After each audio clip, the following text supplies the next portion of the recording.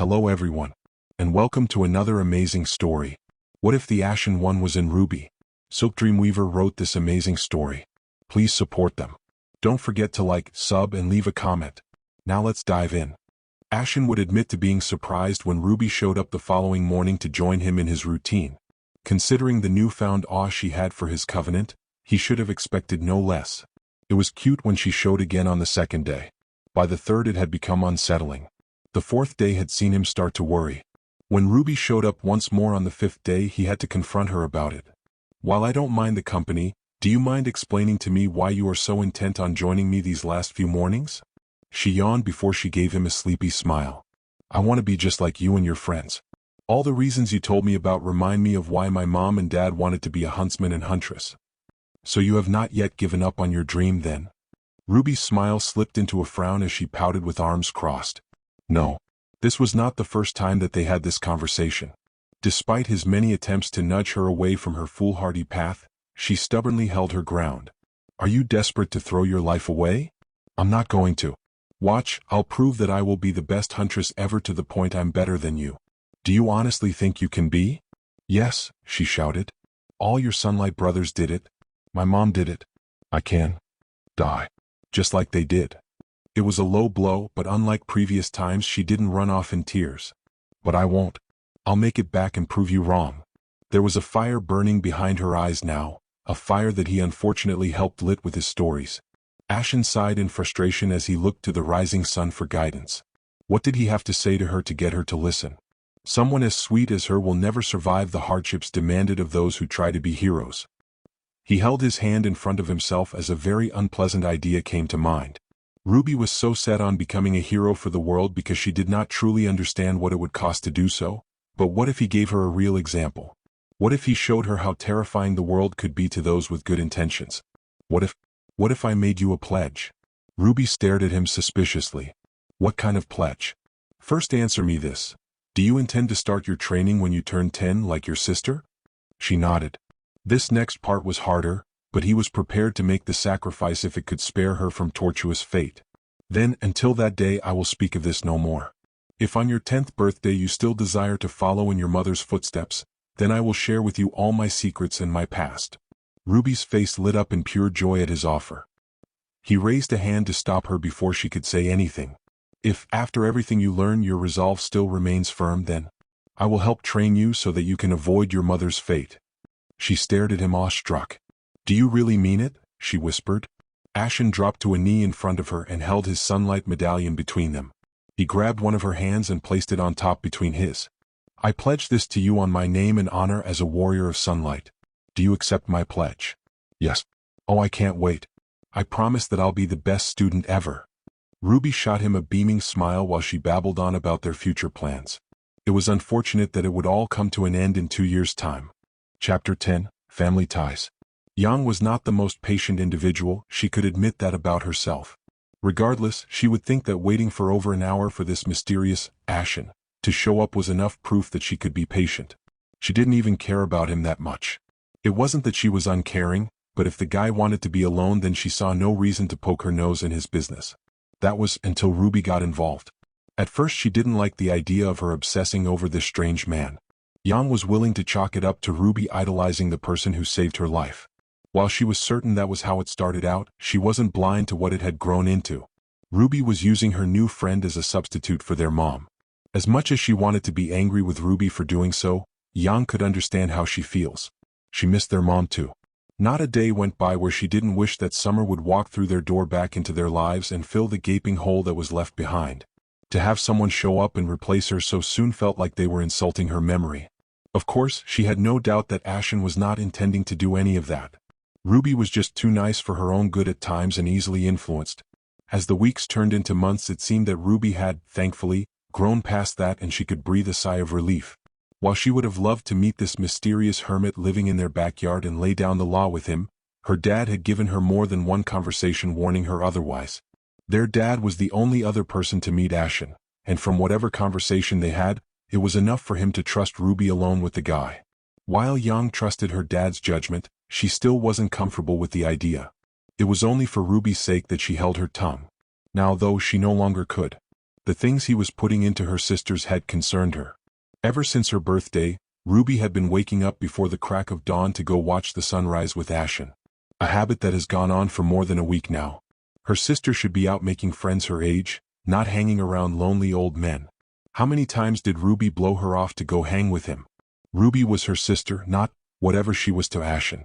Yang grumbled to herself as she paced back and forth. A quick glance to her scroll showed that she was passing her second hour of waiting. She managed to distract Ruby with a special edition weapons magazine focused on classic designs. While she would cut herself off from the outside world as she drooled over the pages, it would not keep her occupied forever. Ruby would eventually realize that Yang was missing and her dad would be back from the store too. With a cry of frustration, Yang kicked at the ground. That was the sight Ashen witnessed when he stepped into the clearing. He watched in confusion as she stomped away. What was Ruby's sister doing here? Ashen shrugged. He would ask Ruby about it if she showed up today. He really didn't want to deal with an overprotective older sibling, especially when they're angry. Unfortunately, Ruby did not join him later in the day, so he would have to wait until the next sunrise to ask her. Surprisingly, Ruby did not show up the next morning. It wasn't too strange for her not to make it. Ruby was still young and not conditioned to rising with the sun. The many naps she took with him prove as such. At some point she was going to crash and fail to show. He was just surprised she lasted as long as she did. Yet she did not stop by later in the day. In the end, he did not see Ruby for the next couple days. Usually, she would notify him if she was going to be absent for a prolonged length of time. Hopefully nothing happened with her or her family. Thankfully, his worries were assuaged after the third day when he spotted Ruby walking down the cliff toward him. She was carrying a plastic container under her arm. He waited for her to step inside his ring's influence before addressing her. Good morning. I was surprised not to see you these last couple days. Ruby rubbed the back of her head with a chagrined smile. Yeah, sorry about that. I'm back now and I brought a gift. She held the container in front of her. I brought cookies. Oh, is there some special occasion I am unaware about? She shook her head. No. I made them because I thought we could share them and to make up for disappearing on you. Ruby took a seat next to him before she popped the top off the container. Warm steam slipped free from the many freshly baked chocolate chip cookies. I appreciate the thought. Did anything happen with your family? I hope your uncle's work hasn't caught up to him. Uncle Crow? She plopped a cookie into her mouth. He's teaching at Signal right now. Do not talk with your mouth full. You risk biting on tongue or choking on your food, Ashen chided. Ruby rolled her eyes. Yes, Dad. The last thing I need is for you to start acting like Yang. Oh, are you fighting with your sister?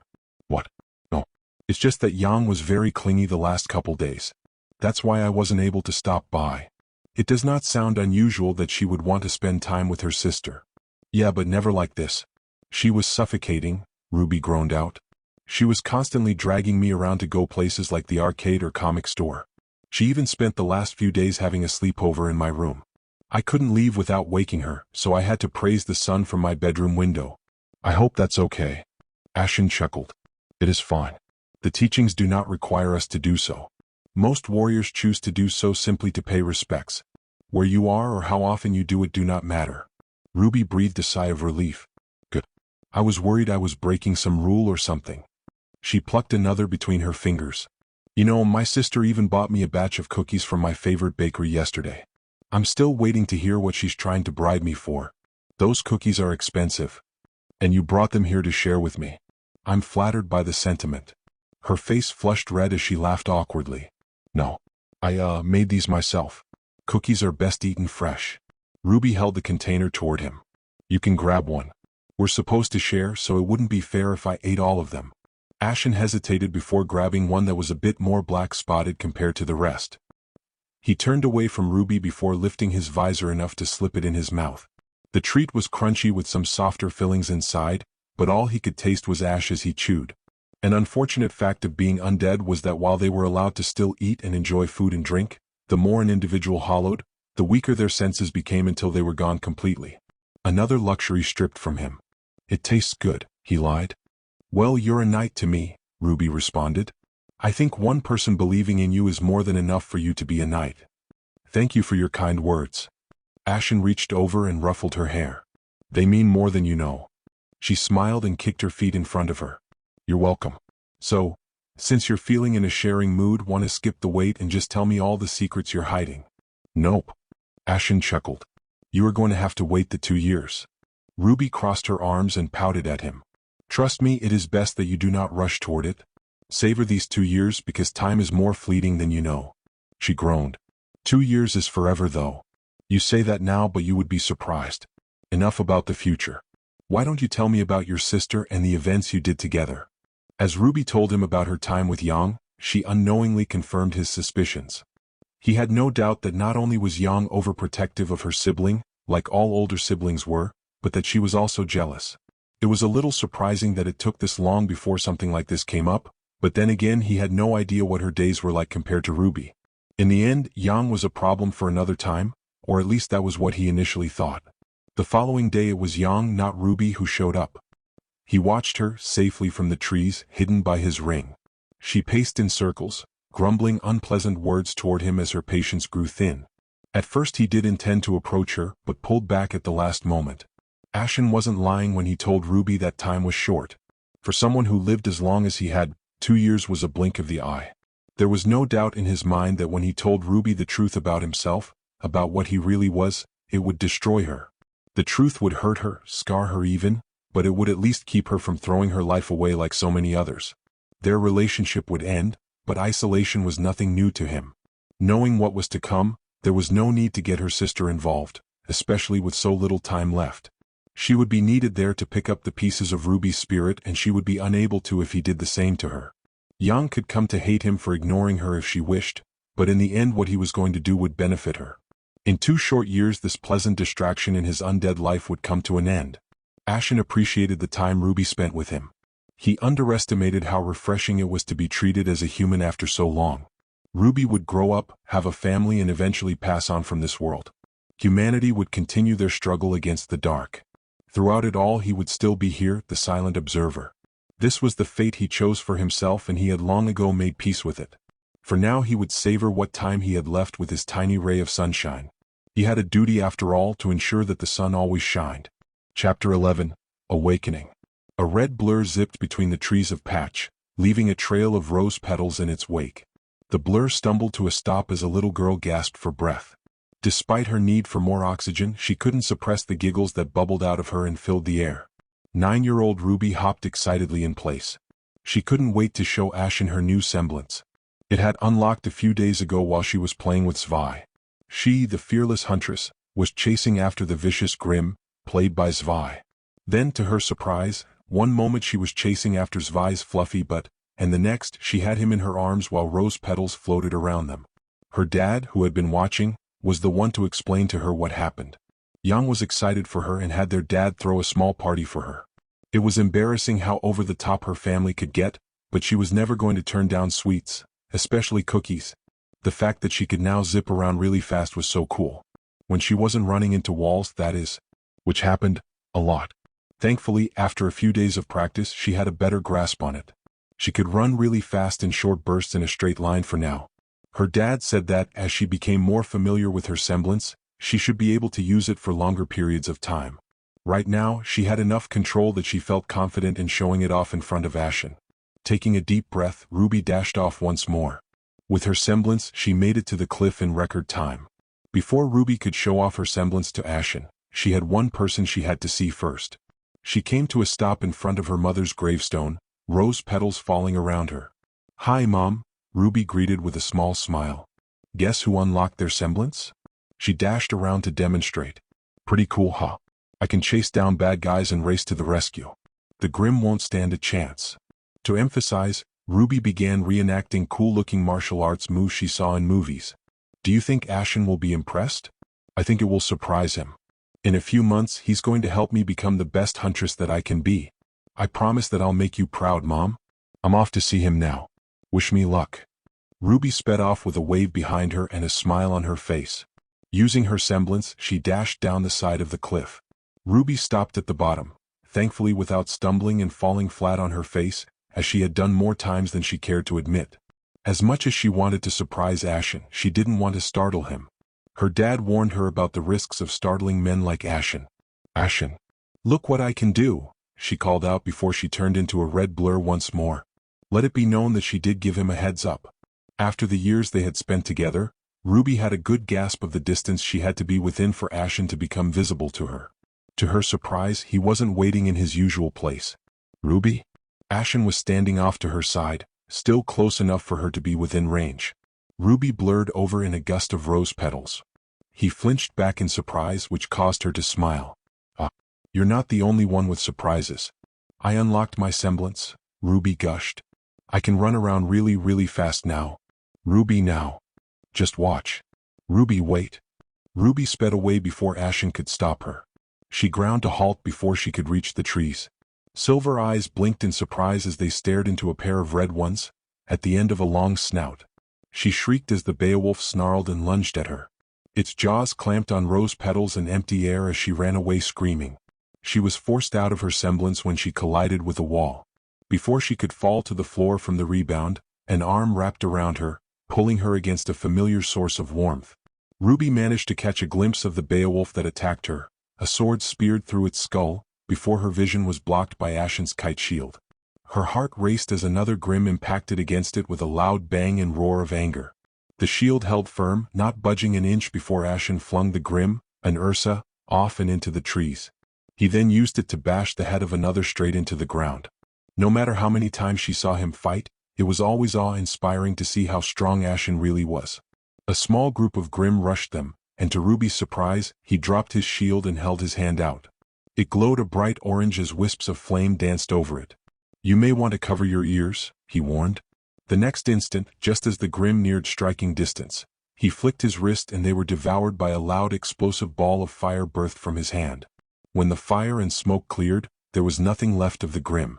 Before Ruby could exclaim her amazement, she was jolted as Ashen leapt to the side, avoiding the pounce of an alpha Beowulf. Ashen unleashed a stream of fire that engulfed the alpha. It thrashed and screamed as the smell of burning fur filled the air. He closed his fist and the flames sunk into the alpha's flesh. A moment later, its body erupted in an explosion. Ruby was forced to close her eyes as hot winds battered her face. When she opened her eyes, all that remained was a burnt-out crater where the Beowulf once stood. "That should be the last one," Ash commented as he released Ruby. She spun around with a wide smile on her face. "That was Ruby was cut off when Ashen flicked her on her forehead. "Oh, what was that for? Need I say it?" Ruby had the decent side to look embarrassed. "Always pay attention to your surroundings?" Ashen sighed in frustration. "I fail to see the point in repeating myself if you never listen. This is not the first time this has happened." "Sorry? I didn't notice what was going on." "You did not notice that I had my sword drawn or the Grim standing in front of the trees?" "I was excited to show you my semblance," she defended. "I noticed. You always seem to develop tunnel vision whenever you are." "Yeah, but I knew you would protect me and everything worked out in the end, so there was nothing to worry about." She stood proud like she had made some irrefutable statement. Ashen had half a mind to smack her with the flat of his sword, while the other half was amused by her audacity. "And the fact you almost ran head first into the jaws of a Beowulf?" Ruby sputtered as she tried to come up with a retort. "You're just using this as an excuse to tease me," she complained. Ashen snorted.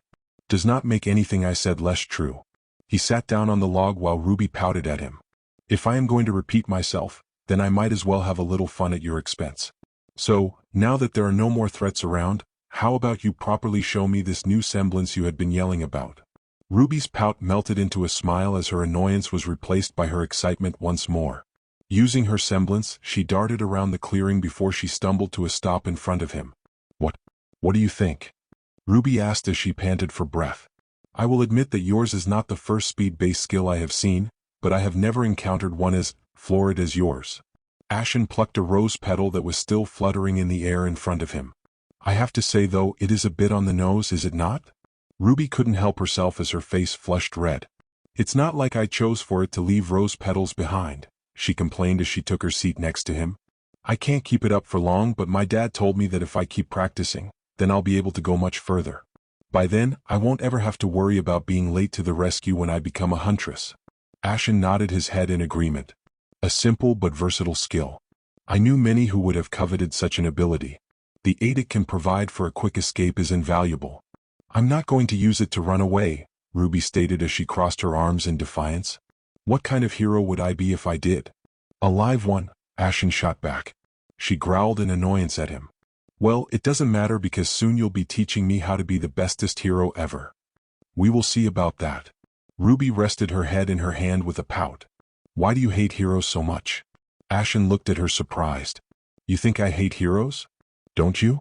You have no problem with huntsmen and huntresses, but the moment I bring up being a hero, you are suddenly against it like it's the most evil thing in the world. Is that what you have come to believe? Ashen hummed in thought.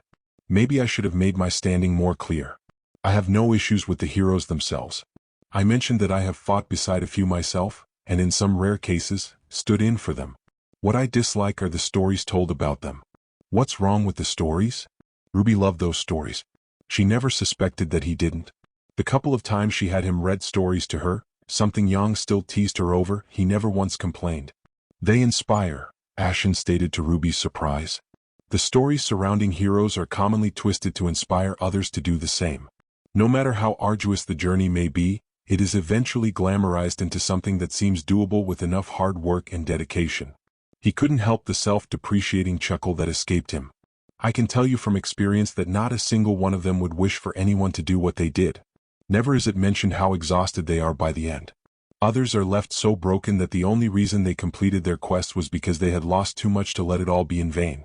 Then, there are those who are declared heroes by a people they never intended to protect while failing to save their homes and loved ones. I know from what I have experienced in our time together that you are unsuited for the path. A silence stretched out between them as Ruby fiddled with her fingers. She racked her brain for a reason why before she quietly asked, "Is it because I'm weak?" It was the first and most obvious reason she could think of. Ashen set a hand on her head. "It is because you are too pure." Ruby looked up at him, her silver eyes reflecting the afternoon sun. Her question hung unspoken in the air between them. "You care too much, Ruby," he explained. "You care for everyone around you, even those who have wronged you. How many times have you come to me with stories about the kind things you have done for others, all because they were sad for some reason unknown to you? That alone is reason enough for you to act. I wonder if you are even capable of holding a grudge. Individuals such as yourself are a rare blessing on this world that is too often taken for granted." "But why is that a bad thing?" she asked as she fiddled with the edge of her cloak. "Shouldn't the hero be someone who is nice and cares about people? Why does that make me a bad choice to be a hero?" By that logic, it meant that her mother couldn't be a hero herself. Could you sentence an innocent person to death if it meant preventing a war between two groups of people? Ruby jolted, surprised by the question. What? Why would I hurt someone who did nothing wrong? Wouldn't it be better to make the people get along? Ashen chuckled and looked up at the sun. If only life were that simple. A hero is not the person who makes the best choices, but the person who can make the hardest. They can commit evil in the name justice and the greater good. The greatest challenges they face are not of strength or mind, but of the heart. The more you care for others, the greater the burden you have placed upon yourself. A burden that makes it so easy for the world to hurt and eventually break you. As cruel as it may be to say, some of the best who endured were those who could sacrifice 100 to save one person they loved, or those who would sacrifice everyone for themselves. He sighed. How I wish that was not so. Might and wit can be measured, lost and gained, but spirit, once broken, is lost forever. There is no coming back from that. Ashen returned his gaze to Ruby as he felt her clutch his hand between hers. She took a moment to feel the warmth that bled through the gauntlet into her palms. Ruby recalled one detail she never forgot from a few conversations they had over the years. Then why do you call yourself a hero? Ashen went silent for a few seconds that dragged on like an eternity. Because as much as I hate it, I would be spitting on the legacy of all those who stood before me on this very same path, he replied as he gently freed his hand from Ruby's grasp. He pretended not to see the hurt expression on her face. I became a hero not because I desired it, as I had already long given up on it, but through chance. I happened to be the one left standing at the end. Even now he could recall with perfect clarity that ashen mountaintop. The numerous weapons standing vigil over the first flame under a dark sky with a bleeding sun. It still feels as if he was just there. When I stood there, I finally realized why all those before me made the choice that they did, the weight that none of them could carry, not even me. Even though I had planned beforehand to break the cycle, when I stood there faced with the ultimate decision, I realized that I would rather follow in the steps of the others and pass the burden on to another. I didn't break it because I reaffirmed my spirit, but because there were no other options. Everything was collapsing in on itself and I was forced to become the greatest hero that ever was. A hero that saved everyone, by not saving anyone. Ruby had almost forgotten about this side of Ashen. It was so easy to see him as the invincible huntsman, slaughtering any grim that challenged him. He was very patient with her and curious, always asking about events of the present while dodging questions about his past or feeding her small snippets. The raw pain that he constantly tried to suppress was a reminder of the deep scars he carried. Now that she thought about it, as the time grew closer to Ashen's deadline, it bled through more and more.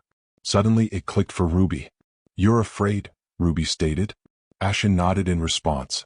"Why though? What's so scary that you're afraid to tell me about yourself? I'm not going anywhere, okay? I don't care what you did in your past. I want to believe you, I really do, but I know from experience not to." Ruby flinched as if struck.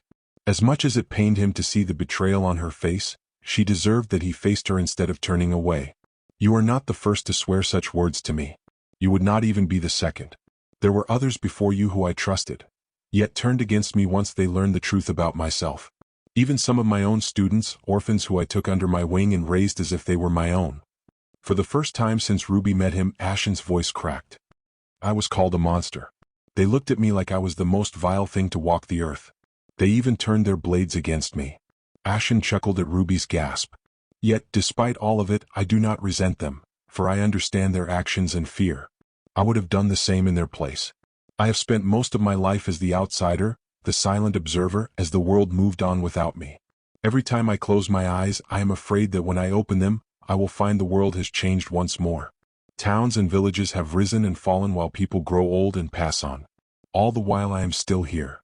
For you, these last 3 years must have felt like a lifetime, but for me, I have barely blinked. I have enjoyed our time together, but it has only served to emphasize my position as an outsider. Everything that I once knew that I fought for is gone. The accomplishments made, the heroic needs, the stories and legends of my time, gone. Dust devoured by the sands of time.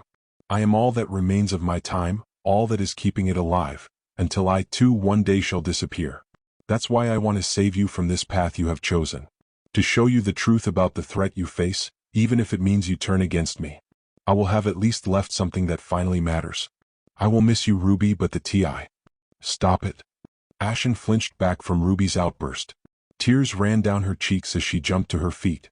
"Stop it, stop it, stop it," she cried as she stomped her feet. "You matter. You matter to me. I wouldn't be here if it wasn't for you, so stop saying you don't.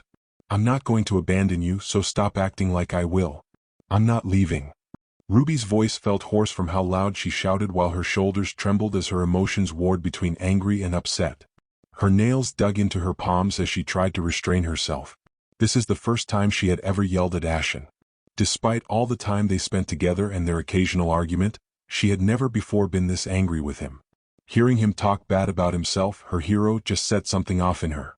"I'm staying with you." No sounds other than her panting for breath filled the air. She waited for a response, but Ashen remained silent as he held her gaze. His response went unsaid in the silence between them. "You will not." "I'll see you tomorrow," Ruby muttered as she stomped away. She could feel his gaze on her back, but he still maintained his silence. Before she realized it, she activated her semblance to dash away. If she were more level-headed, Ruby would have noticed that it was the longest she managed to keep it going. As she walked home through the forest, her mind kept focusing on her upcoming birthday in 2 months. She was going to prove Ashen wrong. Whatever secrets he had, she was going to face them head-on. He was going to learn that Yang wasn't the only stubborn one in her family. Chapter 12, Unveiled. Today was finally the day. Ruby could feel the butterflies in her stomach as she slowly made her way through the forest. Yesterday was her 10th birthday, so she was now old enough to begin her preparation to become a huntress. She could have used her semblance to have already reached Ashen, but as excited as she was also nervous. Ashen was finally going to share his past with her. Whatever it was, she wasn't going to let it deter her.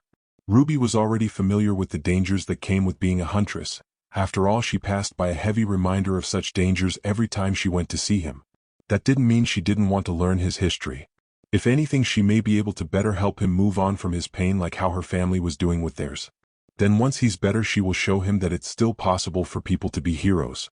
Ruby couldn't help but wonder what training under him would be like. She wasn't sure if it would be like what her dad had been doing with Yang. Something told her, though, that Ashen would be a much stricter teacher. Whatever the case, Ruby was determined to see it through. It wasn't long before her mother's grave came into view. She smiled when she noticed the few flowers laying at the base of the headstone. "Hi, Mom. I see Ashen stopped by again." Ruby regathered the scattered flowers. While sporadic, it never failed to touch her heart when Ashen left flowers for her mother. She never asked him to, yet he did so anyway. "So today's the day. I promise I'm going to be a huntress you can be proud of. Wish me luck." As Ruby walked down the cliff path, she could feel her nerves fade away. In place was the bubbly, slow rise of anticipation. Like always, Ashen was waiting for her in his usual place, though he seemed to be lost in thought. Ruby waved and called out to him. "Morning, Ashen." "Ruby," Ashen greeted. "You came." He didn't move from his position. She could feel the apprehension coming off him. Ruby pouted. "Of course I did. We made a promise." Ashen nodded in acknowledgement. There was a moment of silence as Ashen hesitated to press forward. He knew he was being selfish and trampling over Ruby's ideals, but he would rather she hate and fear him if it meant that she didn't end up another corpse in pursuit of a failed ideal. Despite how quick the last 2 years passed by for him, Ashen would admit that he has gotten fairly attached to Ruby, which made what he was about to do that much harder. "So I can correctly assume that you still intend to follow your mother's footsteps to be a hero?" he asked. "Yep." Ruby rocked back and forth on her heels as she smiled at him. "I'm going to become a heroic huntress just like my mother, and you're going to help me. Only if you can keep your resolve after I tell you my story. If you can remain unshaken by the truth I share, then I will train you so you can surpass your mother." "I will," Ruby nodded.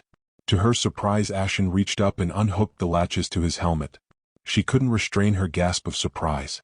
Despite the years they had spent together, Ashen still wasn't comfortable with revealing his face to her. It was one of the few subjects he got testy with if she ever tried to push him on it. Excitement started to bubble up inside her. Ashen paused with his hand grasping his helm. "This is your last chance to change your mind. Once I do this, there is no going back.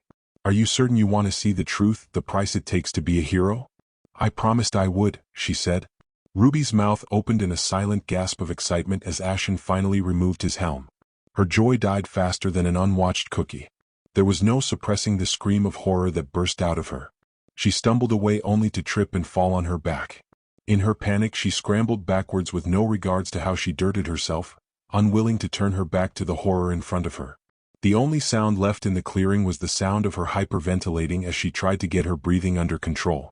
Ashen, her hero, was a monster. Short, oily black hair clung to his scalp in loose clumps while his skin was wrinkled, like worn leather, and tinged in an unnatural red-orange color. He was emaciated, the skin pulled taut around his skull and missing in places. In fact, the skin around his mouth had pulled back so much that he had no lips, yellow and black teeth exposed, while the front of his lower jaw had none, white bone and tendons left open to the elements. His throat was a shredded mess of muscle and sinew, through which his spine peeked through. There was a jagged pit where his nose once was, which was more than the flaps of skin that used to be his ears. Worst of all of it, though, were his eyes. At first Ruby thought that they were empty sockets until the black mass shifted. Ashen's eyes had blackened and rotten away inside his skull. Bile climbed up the back of her throat that she struggled to push down. Those pits stared into her. The inky blackness seemed to swallow all light in a way that it felt like it was trying to suck her very soul into the abyss. Ruby's vision blurred, and it took her a moment to realize that she was crying.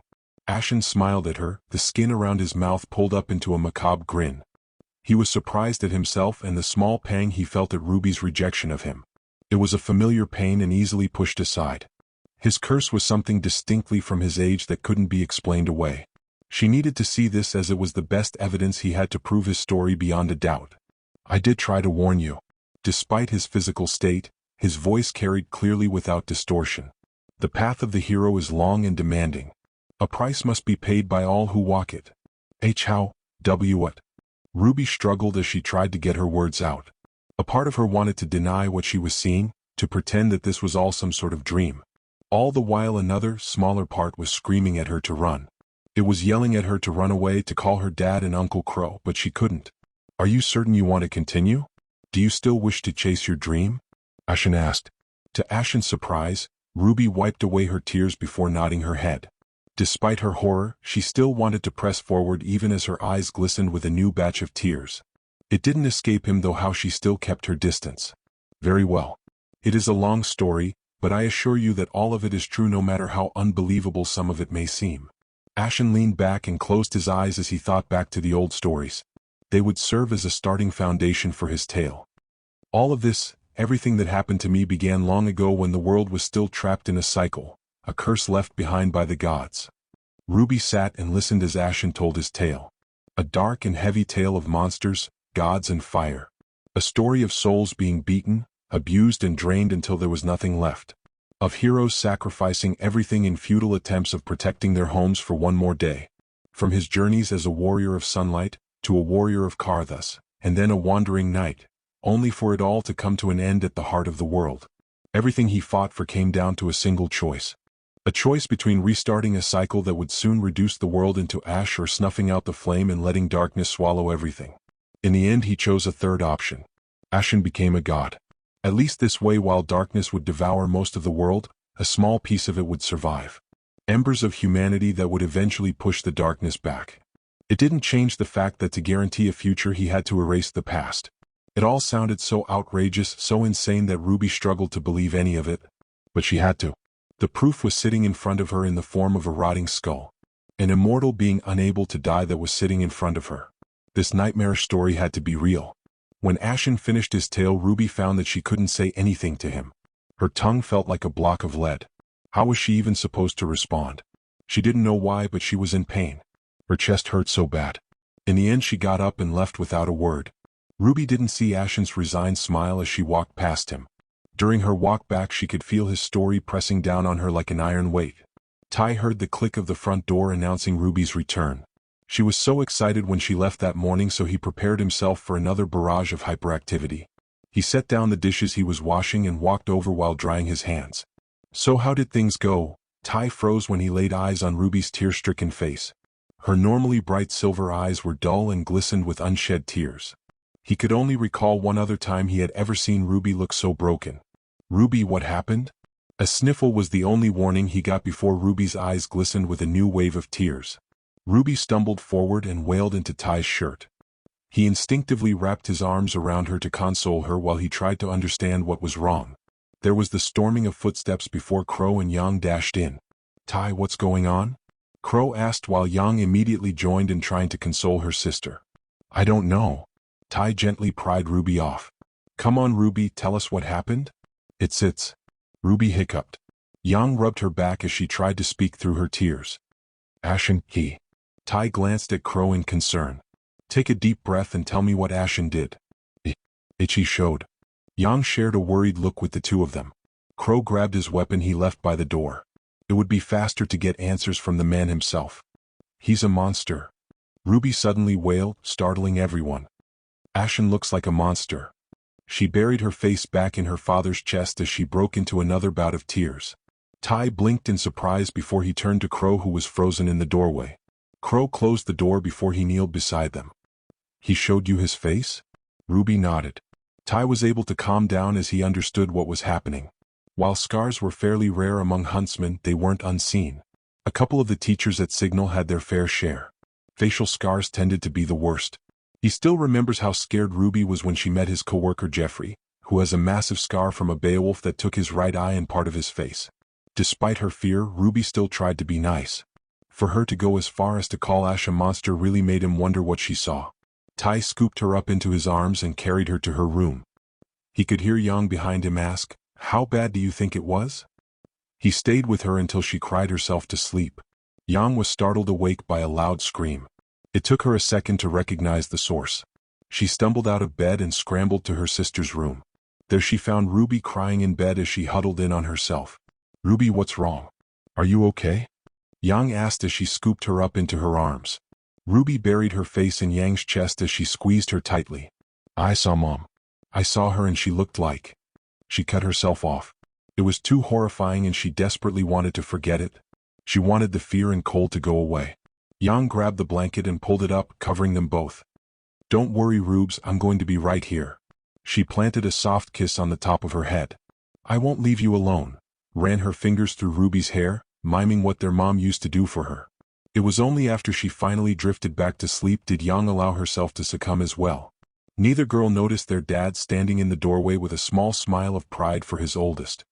He closed the door, hopeful that this time his girls would have a peaceful sleep. Over the next few days Ruby holed up in her room. For the first day they gave her space, but by the second they realized that her mood wouldn't be changing anytime soon. Despite her family's efforts, they couldn't pull her out of her depression. It was one thing to know how hurt someone was, but to actually see it. Now when she tried to remember her mother's face, her mind placed ashen scars on her. For the first time she thought about her mother's death, or rather how she died. Did she suffer? Was she scared? If she didn't die, would she have slowly become more like Ashen? The creaking of wood alerted Ruby of someone opening her door. She huddled in on herself in a silent message that she didn't want to talk. It was hard to interact with anyone when she was unable to sort out her own feelings. The bed shifted in weight as they sat down next to her.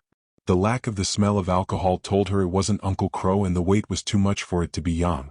She felt her dad's hand settle on top of her head. Ruby. Ruby mumbled something unintelligible as she tightened the covers around her. You can't keep hiding up here. Ty dragged her bundled form into his lap with little resistance. She buried her face in his chest to avoid looking at him, but Ty was a patient man. They sat there in silence while he waited for her to speak to him. Afraid? Ruby mumbled into his chest. What was that? Do you think Mom was ever afraid? She asked as she shifted to look at him. Ty was briefly taken aback by the question. He could already see where this was leading, and while it may not be a conservation he wanted to have, it was one that Ruby needed. Yes. I don't think you ever stop being afraid. He couldn't stop the sigh that escaped him. This is about Ashen, isn't it? Ruby shuddered. I don't know if I still want to be a huntress anymore. The protective part of Ty wanted to be happy that Ruby was finally moving on to something else, while his nurturing side felt distress at seeing his baby girl despair as her dream threatened to collapse. I never thought it could be so painful, she said quietly. It hurts so much. Do you want to know why it hurts? Ty asked. You saw what the job of a huntsman can do to a person, what it can take away, and the scars that get left behind. You also saw someone you care about hurt, and all you want to do is find some way to go back and undo it. To make the pain go away. Ruby sniffled as she held back another wave of tears. He used the blanket to wipe away the unshed tears gathering in her eyes. It's what I felt about your mother. Ruby's face filled with confusion and shock. She had a set of scars over her left hip. Your mom gained those scars from an alpha Beowulf while protecting a frontier village. Even now, years later, he could still picture those 3 lines as clear as day. She went on that mission alone as I was still recovering from a previous one, and Crow was off helping a close friend. I didn't learn about those scars until much later. Even now I wonder if there was something I could have done so she wouldn't have had to come so close. But what do I do? Ruby asked. There is nothing you can do for what has already happened. This is something that Ashen will have to work through himself, but that doesn't mean you can't help him along. Most importantly, I don't want you to let this affect your dream. But I thought you didn't want me to become a huntress? I don't, but at the same time I want you to be happy. Whatever you decide to do, I will support it, even if that means you become a huntress. I'll support you every step of the way, just like your sister. I know Crow will too. In fact, her uncle had spent the last couple days looking for Ashen to give him a piece of his mind. If you do decide to move on from being a huntress, I want it to be your decision, not because someone scared you from it. As much as I want to protect you, I want you to be happy. No matter what you choose, I will always be here for you. Ruby wrapped her arms around him in a hug. Thank you. Ty returned it as he planted a small kiss on top of her head. It has been a little over a week since Ashen told his story to Ruby. Since then she hasn't returned. At this point Ashen was starting to feel certain that she wouldn't. He would admit that a small part of him felt sad to see her go. The days won't be as lively anymore, but Ruby will be better off. She will grow up, find someone to love, start a family, and live out the rest of her life away from the blood-soaked fields that have devoured far too many hopeful souls. It would be a good life. A rose petal-filled gust blew around him. Ashen stared in disbelief at the figure before him. The bright red cloak, a teeth-filled smile, and bright silver eyes. Ruby? You came back. Yep, she said, nodding her head enthusiastically. We made a promise after all. I did not think you would return, Ashen stated, still stunned by her appearance. What? Are you not afraid of me? Ruby's smile faded, but her eyes held firm. Not of you. I am afraid of getting hurt like you, she explained. I'm scared I might not come back like Mom and leave Yang and Dad alone, but I don't want to give up on my dream to be a hero. I want to save people like Mom. Ruby walked over and hugged Ashen. He tentatively returned it. I want to prove that heroes can succeed. What makes you think it can be done if one such as I failed? He asked.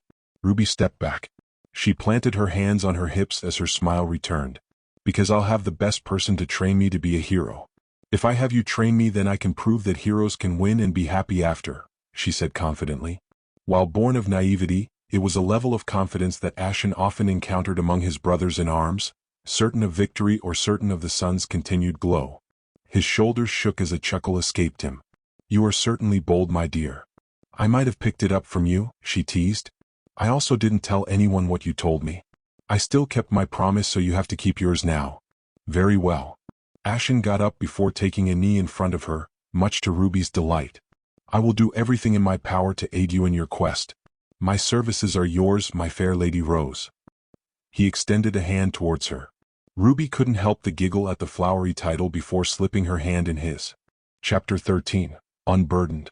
Ruby was giddy with excitement. She pushed her semblance to her limits as she sped through the forest. At no point did she overdo it and crash into a tree. In the made-up reality where she did, it didn't happen more than once. One time.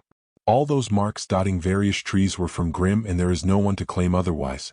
With a shout of good morning to her mother's grave, Ruby headed down the cliff face. Ashen was waiting for her, but this time his camp wasn't empty. There were a number of weapons arranged in front of him. Her eyes sparkled when she sighted them. Already her mind raced with possibilities. Morning, Ashen, Ruby greeted as she breezed into camp as rose petals fluttered by her. Good morning, Ruby. Ashen gestured to the seat by him.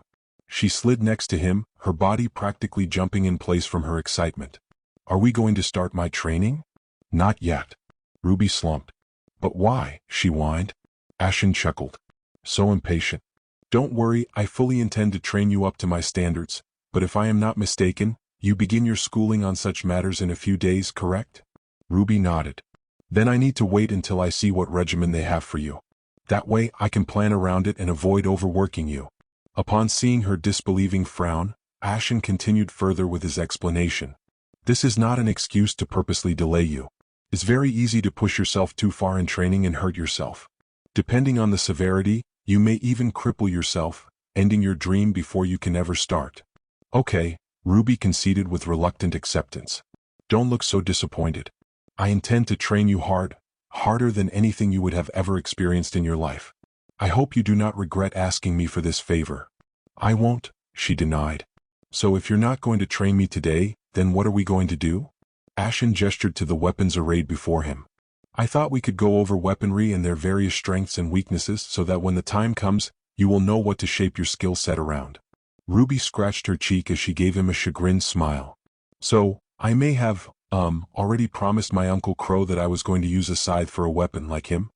And you assume that you will only be learning how to wield a single weapon. Ashen ruffled Ruby's hair, much to her annoyance.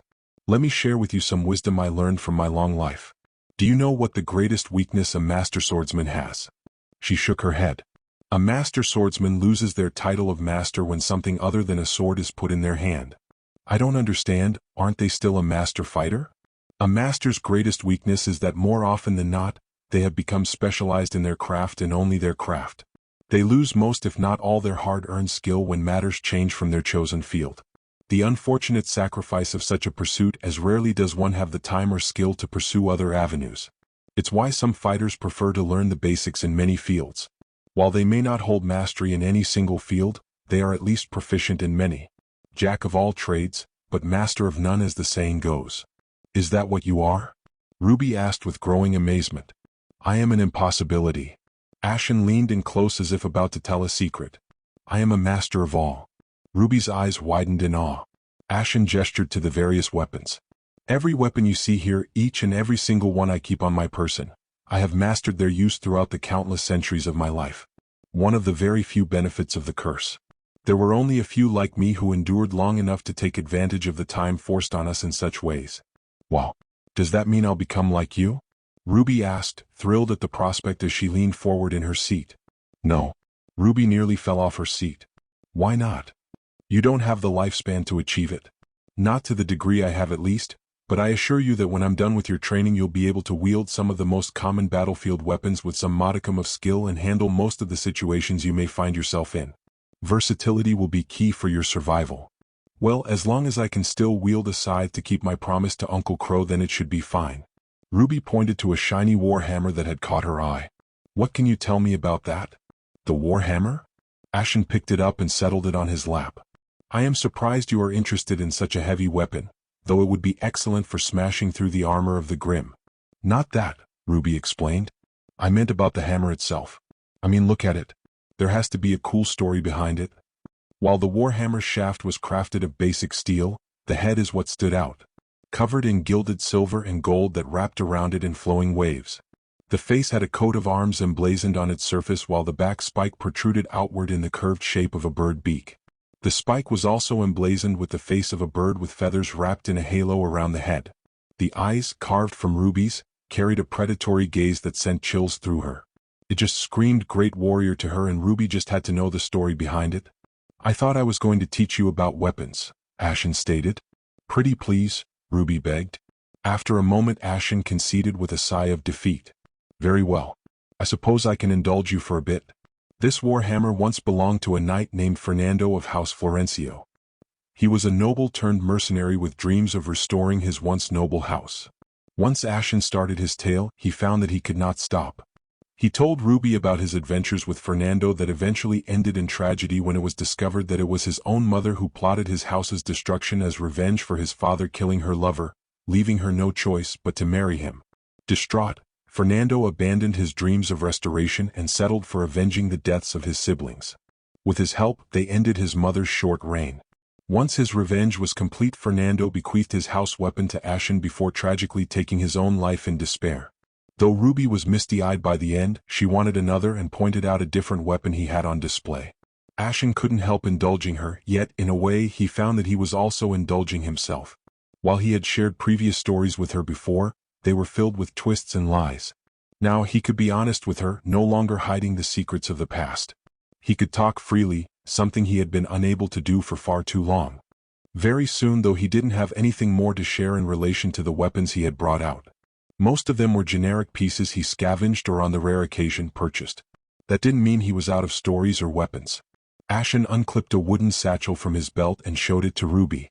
Can you keep another secret? Her eyes sparkled in excitement as she nodded enthusiastically. Ashen pulled on the edges of the satchel, and to Ruby's astonishment the wood stretched and expanded. He kept going until it was the size of a small chest. Wow, what is that? Ruby asked. She wanted to reach out and touch it, but she managed to restrain herself. This here is a bottomless box, Ashen explained. A very coveted item from my time. This was a gift from my second teacher, Ambriel. Ruby's face scrunched up in thought. I think I heard you mention him before. Must have been in passing. Mateus taught me the importance of having a purpose to propel me forward. Ambriel taught me the importance of knowledge and understanding the importance of secrets, when they are best brought to light and when they are best left buried. It was the lessons these two men instilled in me that helped me hold back my hollowing. It was due to them that I sought out tutelage as often as I did. Another day I'll tell you how we met. I can't wait. So, what do you have in the box? I have countless valuables stored here, including the many weapons and armor I have collected throughout my journeys. Ashen opened the chest and reached in.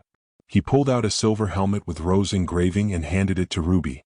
I'm certain I still have more than a few stories to keep you entertained. Ruby ran her fingers over the helm, tracing the motif. It's beautiful. Who were they? She was a traveling knight I encountered. Her name was Ariana, also known by her moniker the Knight of Flowers. She traveled the lands around her home, providing aid to the local villages. A humble and kind soul, but ferocious as a lioness should you threaten her people. Weapon by weapon, armor by armor, Ashen told Ruby many stories of the people he encountered, those he fought with and those he fought against. She absorbed each of these stories with a level of awe and reverence that Ashen found endearing. Too many of these individuals went unknown and unsung, so it was nice to have someone who did appreciate their stories, no matter how small they may have been in the grand scheme of things. They kept going for hours as the sun drew across the sky. Eventually Ashen came across a fairly simple long sword with a coat of arms stamped into the hilt. What drew his eye was the blue cloth wrapped around the hilt. In the cloth a piece of parchment stuck out. He froze as he stared at the cloth, an ugly feeling coiled in his gut. Ashen? Ruby asked, jerking him free from his thoughts. Sorry? I seem to have grabbed the wrong blade. This sword is just another scavenged piece. Ashen set the sword down before looking at the sky. Would you look at that, already most of the day is gone and here I had intended to teach you about weaponry. Instead you've had me provide you another story time. Ruby chuckled as she gave him a chagrined smile. Well, I will not deny that I did not enjoy myself, so I will let it slide.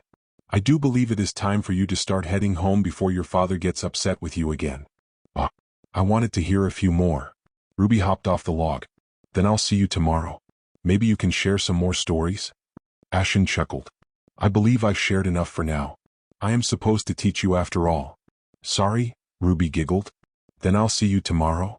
She ran off with a wave. Ashen returned her wave until she was out of sight before he turned back to the tagged blade. That unsettling feeling returned to his stomach. He returned the other weapons into chest before reaching in and pulling out a heavy tome. One of many that he kept stored. Despite the many riches, the weapons and armors of legends stored inside, the greatest treasure he carried with him was knowledge. Hundreds of tomes, covering everything from sorceries to miracles to the histories of countless kingdoms. Yet held in even greater reverence than those were the numerous journals he filled with his memories. Countless stories of his long existence and the numerous people he encountered, both friend and foe. Every memory he had committed to record so that there would be something left when the curse eventually stripped those memories away. It was only until he experienced the effects of the curse that Ashen understood how devastating it really was. Kingdoms come and go, people grow old and die, but the memories are eternal. Or they are supposed to be. They were the legacies left behind as the final proof of the past. All those deeds and accomplishments carried forward into the future. Only when the memories fade away does true death happen. Every anchor to the mortal plane severed and lost forever, never to be recovered. That oblivion was the greatest fear of all undead. No mortal could ever truly understand said fear when their lives were too short to do so. The blessing of mortality all took for granted. Every cursed individual eventuality realized this as their years wore on. Upon doing so they clung to whatever scraps they could despite the futility. Even a simple name would hold more value to said individual than mountains made of gold. They would go to lengths of madness to rail against their fate. From building statues to carving their names into mountains, anything that would shout out to the world, I exist. Though other times they would choose much simpler methods. Methods like passing on a memento, be it armor or blade, to a friend. During his long journey he had created a simple system to help catalog the many blades he gathered and the stories that each represented. The most ornate ones could speak for themselves, but for the more basic blades he wanted to distinguish them from their scavenged counterparts. A red cloth to mark their significance and a blue cloth for stories that still needed to be recorded. It was something he did when there was no time to safely write. Only he did not remember this blade or any story that would be attached to it. Hopefully he merely forgot to switch the blade's cloth after recording its story. This tome was the last one he had used to transcribe the end of his journey. He didn't know where to start, so he would just have to work backwards. Ashen hesitated as he lifted the book cover. It was dangerous for an undead to get lost in the past, but he no longer had anything to fear. The curse lost its hold over him and now he can finally address the grief that marred his very soul. An ever-present sore that he did his best to ignore. The question now was, did he even want to? To reopen old wounds and relive those pains? He shook his head. Of course he would. It was the least he could endure for all those that came before, the price to pay as the one who still remained. When he opened the book, the masked visage of a familiar face stared back at him. He had to admit that his art came a long way as he rested his fingers on the small smile the firekeeper wore. So much he owed to the women of her order. A bright light in dark times. Ashen turned the page and began his journey into the past. He retraced his steps from the kiln of the first flame to his first steps into Fireling's shrine. There were the pilgrims he protected on their journey that brought him to Lothric. Before that was his wandering between kingdoms as the world fell apart. Page by page, Ashen relived what memories he could as he moved from journal to journal. As the sky drew dark he moved his reading into the hallway of the shrine. He still wasn't ready to face what lied within. So he read under the torchlight and recalled what he could. For every memory he still carried, there seemed to be a dozen more forgotten. Events and stories that almost felt strange to him. Then there were the few who still invoked emotion, but offered no clear picture of what once was. Through it all Ashen felt a yearning for the past. To see those sights again, to hear the voices of his brothers in arms. Eventually he stopped. Ashen put away the journals and stepped back outside. The early morning sun was gracing the sky. He sat down and removed his helmet. Ashen stared at his reflection in the armor. The familiar look of Hollow stared back at him. A shell. Despite his efforts so far, Ashen knew the truth in his heart. The blade will always go unknown, its tail long lost and his friend forgotten. Was it the curse? Or was it him? The human mind can only bear so much. Could he have simply forgotten? Ashen had long grown tired of his own existence, but he trudged on regardless, all in the hope that one day it would finally be worth it. He wanted his home back. He wanted his friends back. Above all, he wanted his life back. All impossibilities forever outside his grasp. So Ashen did the only thing he could. He yelled. He wailed and let out all the emotion he kept bottled up for so long. The thousands of years of grief unaddressed. The bottomless despair. The part of him that wanted it all to end. And his anger at the injustice of it all. Ashen yelled with all his might as the wounds along his soul burned. Even as his voice grew hoarse, he yelled. Though his body had long since ceased being capable of shedding tears, he could still feel the familiar lines along his face. When he finished, Ashen could feel all those emotions settle in his stomach like a heavy weight as exhaustion tugged at his bones and silence settled around him. That silence was broken by an angry growl. Ashen looked up and saw the red eyes of the Grimm as they gathered around the edge of his clearing. Already there were dozens and more were arriving by the second. The sight of them triggered something in Ashen. A repulsion unlike anything he had felt before. The heavy weight in his stomach burned and grew hotter. With a serenity that belied the storm within, he re-equipped his helmet. He could feel a rage taking hold. Despite everything that was sacrificed, it had the audacity to survive and persist. When Ashen looked upon this horde, he saw not the Grimm, but the sliver of darkness that lay in the core of each one. The abyss. The very darkness that was the bane of humanity, created by every aspect of humans taken to an extreme. The world was unshackled from the flame, yet the shadow it created somehow still remained. The air around him warped and burned as the power Ashen kept suppressed leaked out from him. He could not allow such an insult to go unpunished. A screech filled the air as Ashen drew his sword. Fire danced along the blade and dripped to the ground. The Grimm's eyes flared red in rage, the core of their existence insulted by the mere presence of their mortal foe. They roared and the forest of Patch came alive with anger and bloodlust. Ashen roared back in defiance. At this moment he was not a man, not even a lord. No, he was a beast of rage made manifested. He charged the horde, howling all the way. And then there was only fire. Ruby kicked her legs back and forth as she laid on her bed.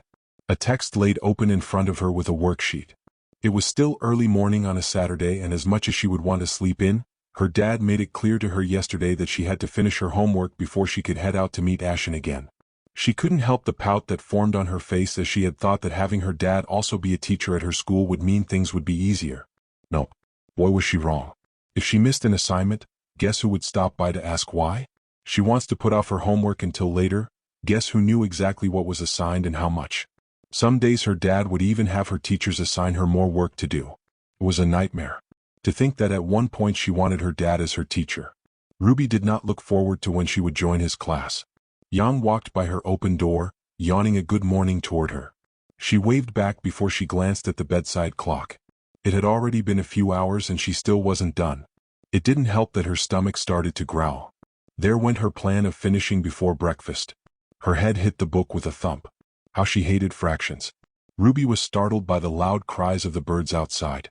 When she looked out her window, she could see entire flocks fleeing the forest and darkening the sky. She blinked in confusion before she jumped away from the window as the forest outside came alive with the roars of Grimm. It was unlike anything she had ever experienced before. The sheer amount of noise made the house tremble. As the noise died down, it was quickly replaced by an audible rumble, soon followed by Patch's Grimm alarms going off. Ruby gasped and ran downstairs. Dad. Ruby nearly crashed into her dad at the bottom of the stairs. Don't worry, I'm right here, he said as he pulled her into his arms. Yang came running in from the kitchen with Svai on her heels. Dad, what are we supposed to do? Yang asked as she grabbed a hold of him. For all the time she put on a brave and mature front, she was still a little girl not much older than her sister. Tai took a breath to calm himself. He had to stay strong for his girls. All right, we need to get to the shelter in town. From there I'll get in contact with Signal and Dash. Tai was cut off as a loud banging came from the door. The girls shrieked in alarm until a familiar voice came through. Tai, are you still there? Crow? Tai yanked open the door to find the man in question leaning on the door frame, panting out of breath. What are you doing here? So much for a surprise visit, he panted. I need you out here now. We were just about to leave for the shelter. Don't. Crow shook his head. There's no time, the Grimm are headed this way. Something's drawing them into the forest away from town. He glanced over his shoulder and saw a pack of beowulfs running down the dirt road towards them. Shit. Language came from inside the house. Not the time, Ruby, Crow called back. Sorry. With a nod to Ty, he stepped away, drew his sword, Harbinger, off his back and took up a defensive position in front of the home. Ty turned to the girls. Girls, I need you to wait by the stairs. If you hear something break in, run upstairs and barricade the door. I'll be there soon to take care of it. The girls nodded in understanding as they held on to each other. Look after them, Svi. He barked in response. Ty closed the door behind him as he ran out to join Crow. His aura flared as he flexed his hands. He was one of the few huntsmen capable of going barehanded against the Grim, much to the chagrin of his fellow huntsmen. Yang was crafting her fighting style off his. While he has been off active duty for years now, he was far from rusty. Teaching at a prep school for huntsmen certainly helped. Crow engaged the first of the Grim to arrive. He opened fire with Harbinger's built-in rifle. The rounds caught the lead Beowulf in the head and chest. The second barreled past its fallen comrade toward Crow. With a flick of his wrist, his sword transformed into its scythe configuration. He dashed into the Beowulf, scythe flashing out and catching the Beowulf across the waist, splitting it in two in a single blow. Surprisingly, the third Beowulf ran past him only for it to be pounded face first into the ground by Ty. Just like old times, huh?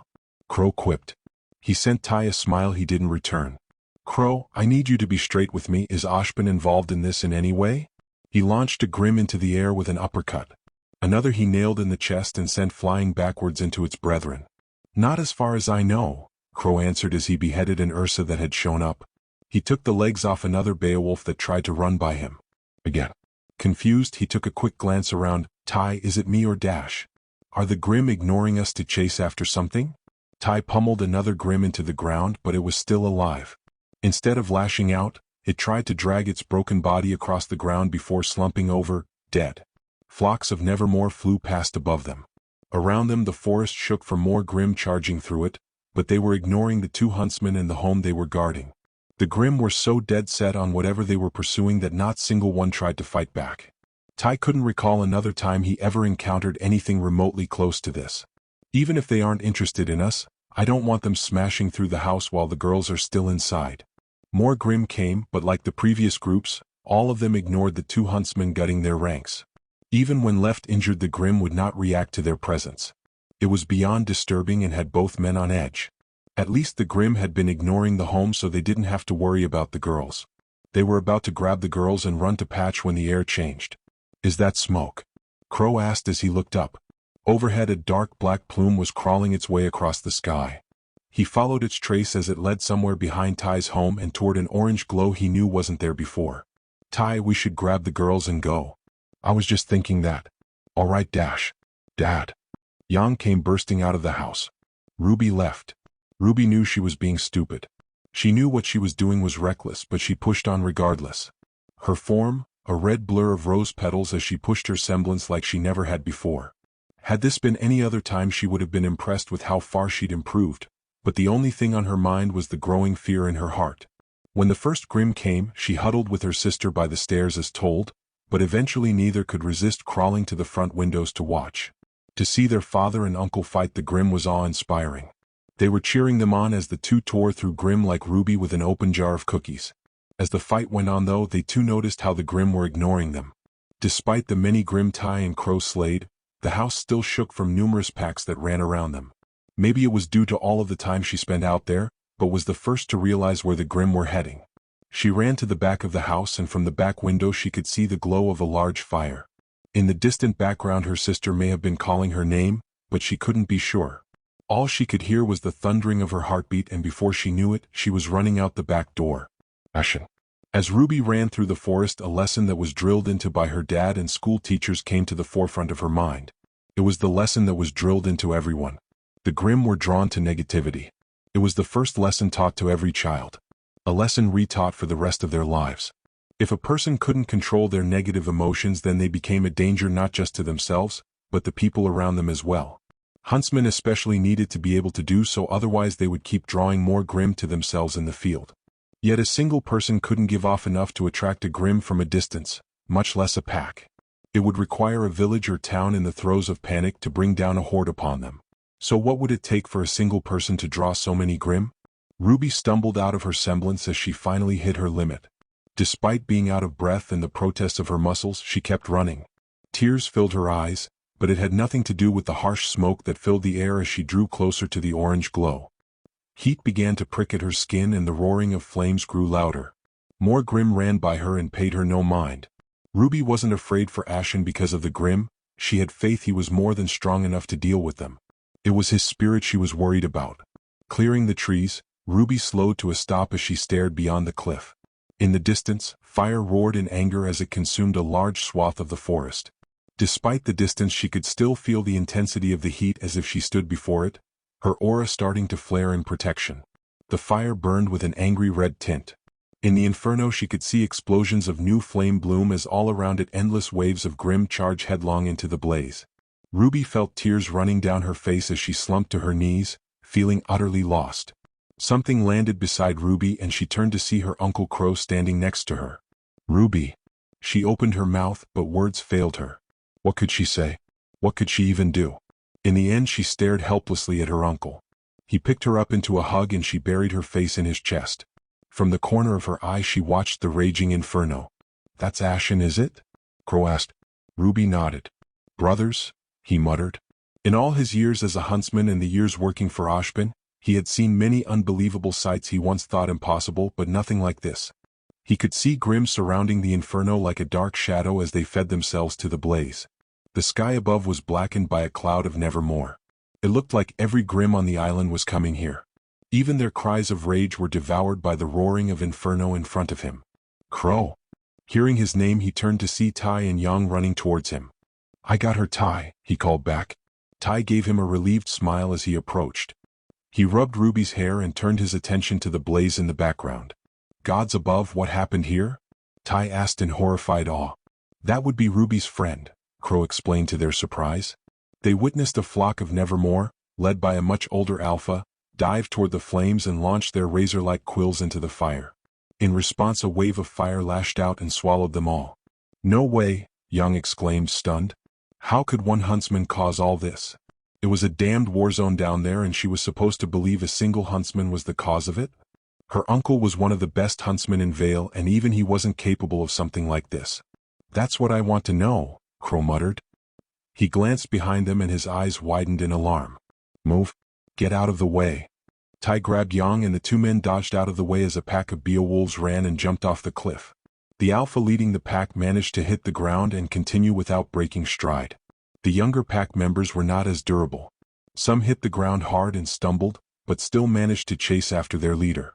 Others were not as fortunate. A couple limped after on broken limbs while others died on impact. A few shattered their bodies and tried to drag themselves onwards only to succumb to their injuries. "I don't know what your pal did, Rubes, but the Grimm really have it out for him right now," Crow commented. "I've never seen Grimm act this way. Even the most rage-obsessed Grimm wouldn't kill themselves like this," Tai chimed in. "We need to go. This is our best chance to head to town and group up with the other huntsmen." Yang nodded her head in agreement as she clung to her father and stared wide-eyed at the inferno. "Agreed. What about Ashen?" Ruby spoke up in a low voice, her eyes still locked on the raging inferno. "He's hurting. Not much we can do for him. At least it looks like he doesn't need any help," Crow said as he carried Ruby away. Zwei was waiting for them, sitting atop the corpse of an Ursa. The others congratulated him for watching the house, but Ruby said nothing. Instead she picked him up and hugged him to her chest. Sensing her need for comfort, he was more than happy to be of service and be a rock to help ground her. The rest of the day passed in a blur to Ruby. She barely paid any attention to what went on around her. At some point she was in the shelter with her sister as her dad and uncle helped with the defenses should they be needed. She tried to ignore what that would imply if it came to be. Thankfully she had her sister by her side and Zwei in her arms to comfort her, but her mind kept drifting back to the inferno. Despite the heat and violence of it all, there was a coldness at the heart of it that made her heart ache. It was sad and she wasn't sure how she could change it. The ground crackled and sparked under a boot. Crow jumped back to avoid the small burst of flame that sputtered and died. He let out a frustrated sigh. It was like walking through landmines. Even a day later the ground and air was still broiling with residue heat, enough so that he was constantly wiping the sweat from his brow. The entire landscape surrounding him was scarred black with no trace of the trees that once stood here. It was a giant black spot in the forest of Patch. Crow had seen it from above and, if he had to guess, would say it was about the size of Beacon Academy. He also noticed how the ground was pockmarked from what he assumed were various explosions. Even standing among it all, it was difficult to comprehend the devastation. Crow heard a curse from behind him. He had almost forgotten that he wasn't alone. With him were a half-dozen other huntsmen also searching the field. One was an instructor from Signal, but the rest were from Vale proper. There were probably more huntsmen operating on Patch now than at any point of the island's history, including its founding. Excluding those who stayed to defend the town, there were dozens of groups currently combing the forest. It was only when Ashbin had contacted him that he learned just how bad the Grim migration was. For the first time since the fall of Mountain Glen Vale's failed attempt at expansion, the Grim alarms in Vale rang. Imagine everyone's surprise when the Grim ignored the city of Vale and charged the coast. Thousands of Grim drowned themselves trying to swim across the channel to Patch. Even Goliaths, some of the oldest and most intelligent of the Grim, were caught up in the madness. That said nothing of the coastline of Patch, which became filled with aquatic Grim beaching themselves. Apparently even a sea serpent was found washed up on the southern tip. It was the largest mass suicide of Grim and the first ever in known recorded history. The Council of Vale was demanding answers, and so was Ashbin. It was difficult to explain that it was all caused by a single man. If Ash wasn't a well-known hermit, or even a myth to some, among the huntsmen of Patch they would have thought him insane, but with so many others collaborating his story, the council was forced to accept it. Which led to the current situation. Every available huntsman in the Kingdom of Vale was deployed, their numbers split between defending the city and searching the island. The locals that knew of him understood that there was no finding the Knight of Patch, as he was colloquially known, unless he wanted to be found, but there was no explaining that to the council. They wanted to bring the man to Vale to reward him for the destruction of so many Grim and protecting the island, conveniently ignoring that he caused it. Crow snorted. Really what they wanted was to keep him in the city as a political bargaining chip. A man, a living weapon capable of wiping an entire Grim horde with nothing but a sword and semblance was something straight out of a fairy tale. To prop up such an individual would further justify Vale's decision after the Great War to dismiss its military and focus on huntsmen instead. A decision that to this day was still ridiculed by the kingdoms of Atlas and Mistral. Yet even with so many huntsmen combing every square inch of forest, they have yet to find one trace of him. Crow and Ty had already tried many times over the years and could never track him. As a good portion of his job was tracking down obscure leads in unlikely places, Crow was one of the best there was. Of course both knew the truth about Ashen. A semblance wasn't so multifaceted that it could make a man in full plate invisible, soundless and capable of tossing fire around in such a destructive scale. There was only one answer. Magic.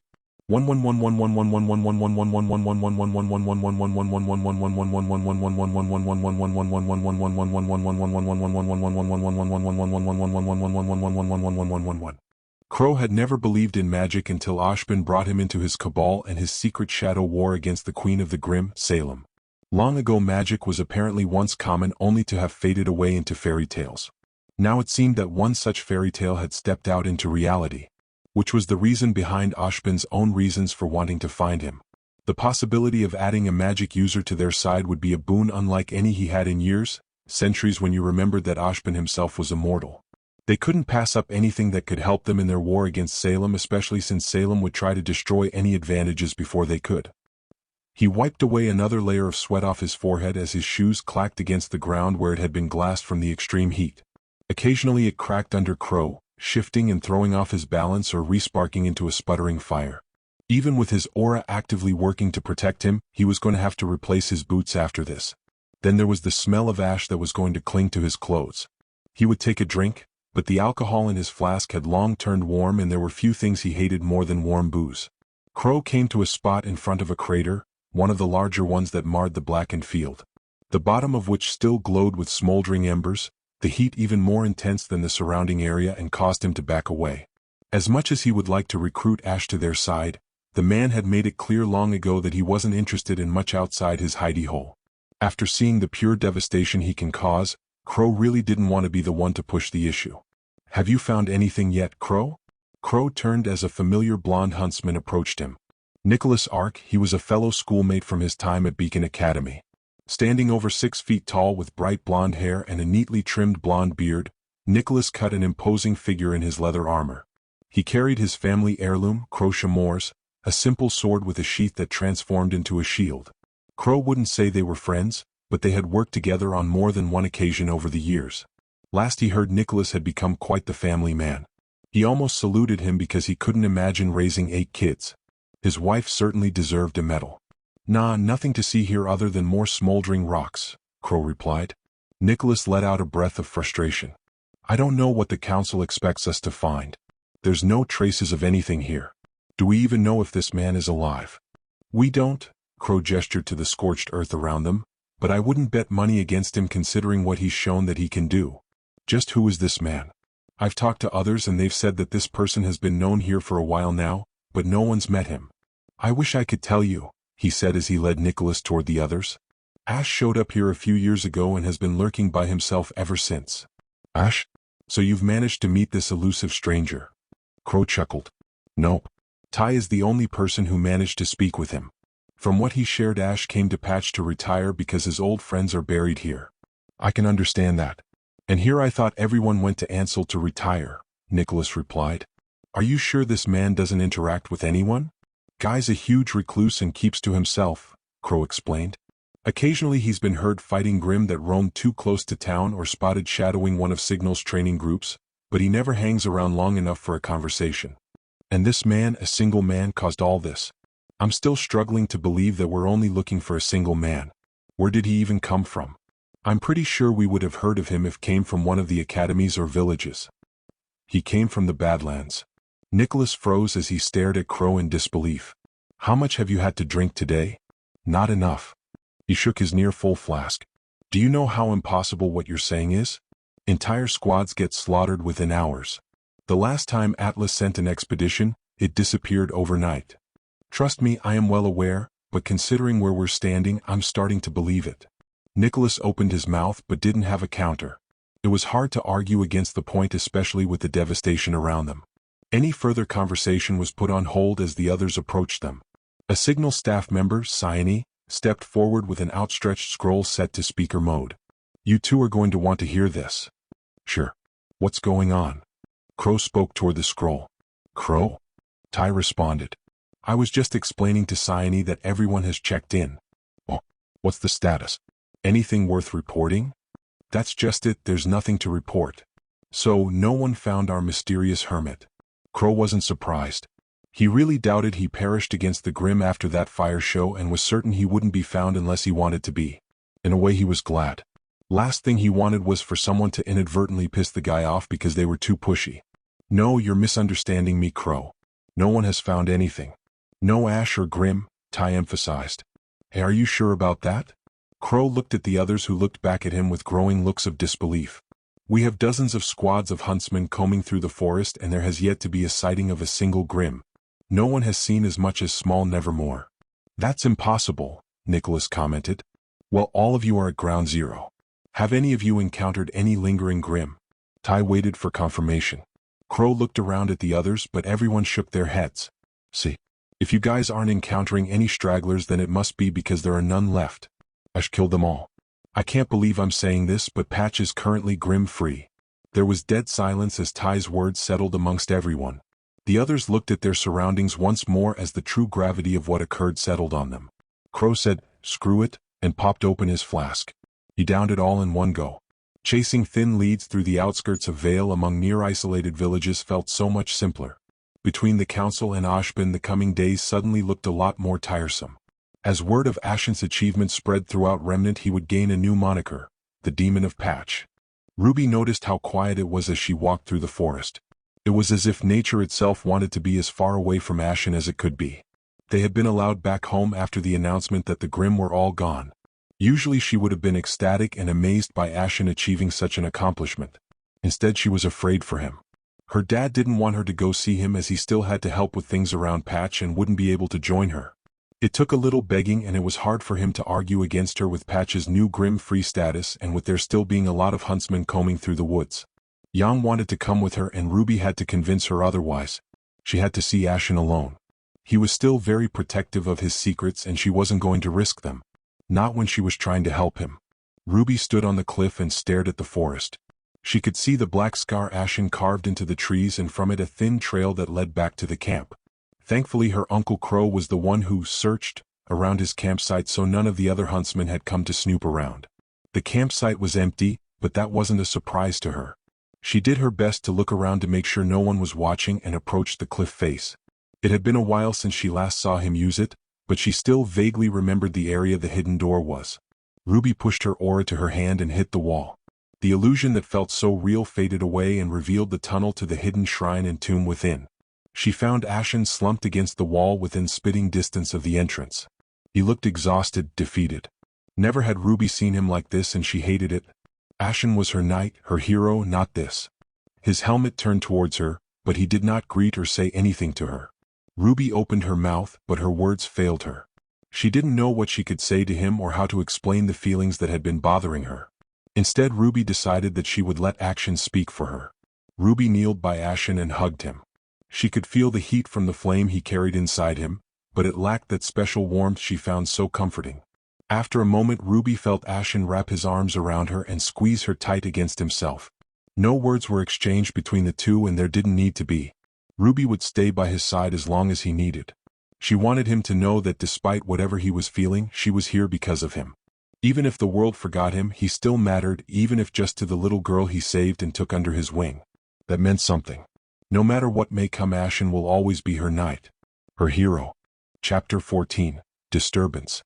Headmaster Ashbin set his mug on his desk and adjusted his glasses. Lately it felt like his mug was spending more time empty than full. The recent events notwithstanding. He was no stranger to sudden flurries of overwork in his life. The sudden panic in Vale, the full deployment of the city's huntsman forces, including his school students. Then the frantic redeployment when it became clear that the city itself was not under threat. Even now there was still an air of unease that permeated Vale, but it was thankfully finally fading away. At first he thought that she was making a move, trying to create another disaster on par with Mountain Glen. It would have been one of her most overt plays in decades, potentially centuries. To his surprise, it turned out to be something completely different. Ashbin turned his chair around to gaze out the clock-shaped window wall behind him. With his office located at the top of Beacon's Tower, he had a bird's-eye view of the Emerald Forest. Beyond the trees in the distance he could see the skyscrapers of Vale, and beyond that, barely visible as a small speck off the coast, the island of Patch. Ashbin had experienced many things over the immortal life he had been cursed to, but never had he witnessed or heard of a man capable of exterminating the equivalent of a grim horde on their own. Much less attract the attention of a second horde large enough to endanger the city. Thankfully they drowned themselves trying to swim to the island. While Patch may have below normal levels of grim thanks to the presence of Signal Academy, to face them all at once plus numerous, reinforcing airborne grim was beyond possibility. In his youth, when his magic was still strong, Ashbin would have been capable of a feat, but no longer. At first Ashbin wondered if someone had gotten their hands on the Relic of Destruction, but the backlash from using that relic is so great that it would have potentially destroyed the island of Patch. It is the reason why he refuses to use that relic in the war against the self-professed Queen of the Grim. A queen that few outside of himself knew the name of, Salem. A quick call to Shade Academy confirmed that it was still safely secured in its vault. That left the question of how did this stranger manage it? A semblance, even a powerful one, can only carry a huntsman so far.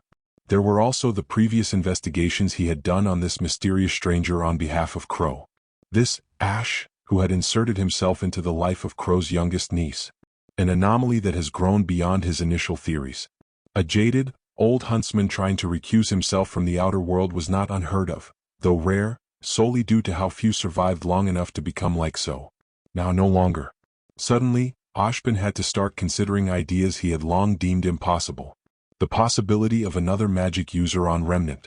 It was the only explanation for what had been accomplished. For once in a long while, Ashbin wasn't sure how to act. To have another magic user by his side, assisting with this shadow war, would be a boon like no other, especially since their powers were clearly not crippled like his. He had so many questions about the stranger. Where did he come from? How did he rediscover the ability to cast magic? Did the God of Light send him? So many questions and no answers or even speculations to fall back on. The only certainty he had was that this stranger was not one of Salem's. It was more a gut feeling than anything based on actual evidence, but Ashbin would like to think he understood Salem well enough to spot a plot of hers from their centuries of conflict. While he would still have Crow do what he can to keep an eye on this stranger, he would not push to recruit Ash. Not yet at least. A jaded, Recluse would not be easily convinced to re-embrace society, and Ashbin didn't want to risk burning any potential bridges with this man. Crow's niece would serve as an effective tool in re-socializing Ash. Ashbin couldn't help the sad chuckle that escaped him as he recalled 4 young maidens from when he was in a similar position long ago. Ashbin was broken from his thoughts as the built-in scroll of his desk console started beeping. He didn't need to check it to see that it was the Vale Council again. They had been calling him so incessantly that he had instructed Beacon's staff to contact his personal scroll over any matters of importance in the meanwhile. The beeping stopped as the call went to the voicemail. While he was certain that the council was starting to suspect that he was dodging their calls, they had no way to prove it yet. As headmaster of Beacon Academy, that also made him the de facto leader of Vale's huntsmen. After the near emergency, it wouldn't be unsurprising for him to be swamped with reports from various scouts and teams investigating the surrounding villages and landscapes. Even if most of those reports had nothing to report other than empty forest. Those reports can come in at any time, and if they happen to come in during a call with the council, then that's just unfortunate timing. Like them, he too had responsibilities to uphold. Ashbin agreed wholeheartedly with Crow that they couldn't allow the council to get a hold of Ash. What had initially started as concerned calls over the safety of Vale quickly transformed into talks about potential celebrations and speeches about the savior of Vale, once Ash was found. The last thing they needed was a bunch of pompous, self-serving politicians trying to use Ash for their own interest. Thankfully, they already had a way to reach Ash through Crow's niece. That left Crow free to misdirect the other huntsmen when needed. Ashbin wasn't currently in any rush to gather more allies. While he needed new blood to replenish the loss of his agents, he knew Salem was in a similar state. The war was currently in a cold stage as both sides prepared for their next engagement. He was a patient man, and Patch was a relatively safe and isolated place that an agent of Salem would find difficult to infiltrate without alerting Crow or Ty. His terminal beeped again, forcing him to return to his desk. It was, thankfully, not the council but Professor Port. Port was overseeing the Emerald Forest for signs of Grimm coming back to repopulate it. He would take Port's complaints about how Ash had ruined his spare hunting time over dealing with the council's machinations. For now he will leave Ash be and let Crow's niece work that special magic that all young girls possess. After all, the one resource he had in abundance was time. Salem was curious. As she sat on her throne, in the heart of the Grimm lands, her thoughts were absorbed by the recent events that were relayed to her. She couldn't recall the last time she felt genuine curiosity. When you live for as long as she has, the mysteries, the twists and turns of life, eventually become repetitive. There was little that interested her anymore, and even fewer that could still surprise her. To be surprised was now a novelty on its own.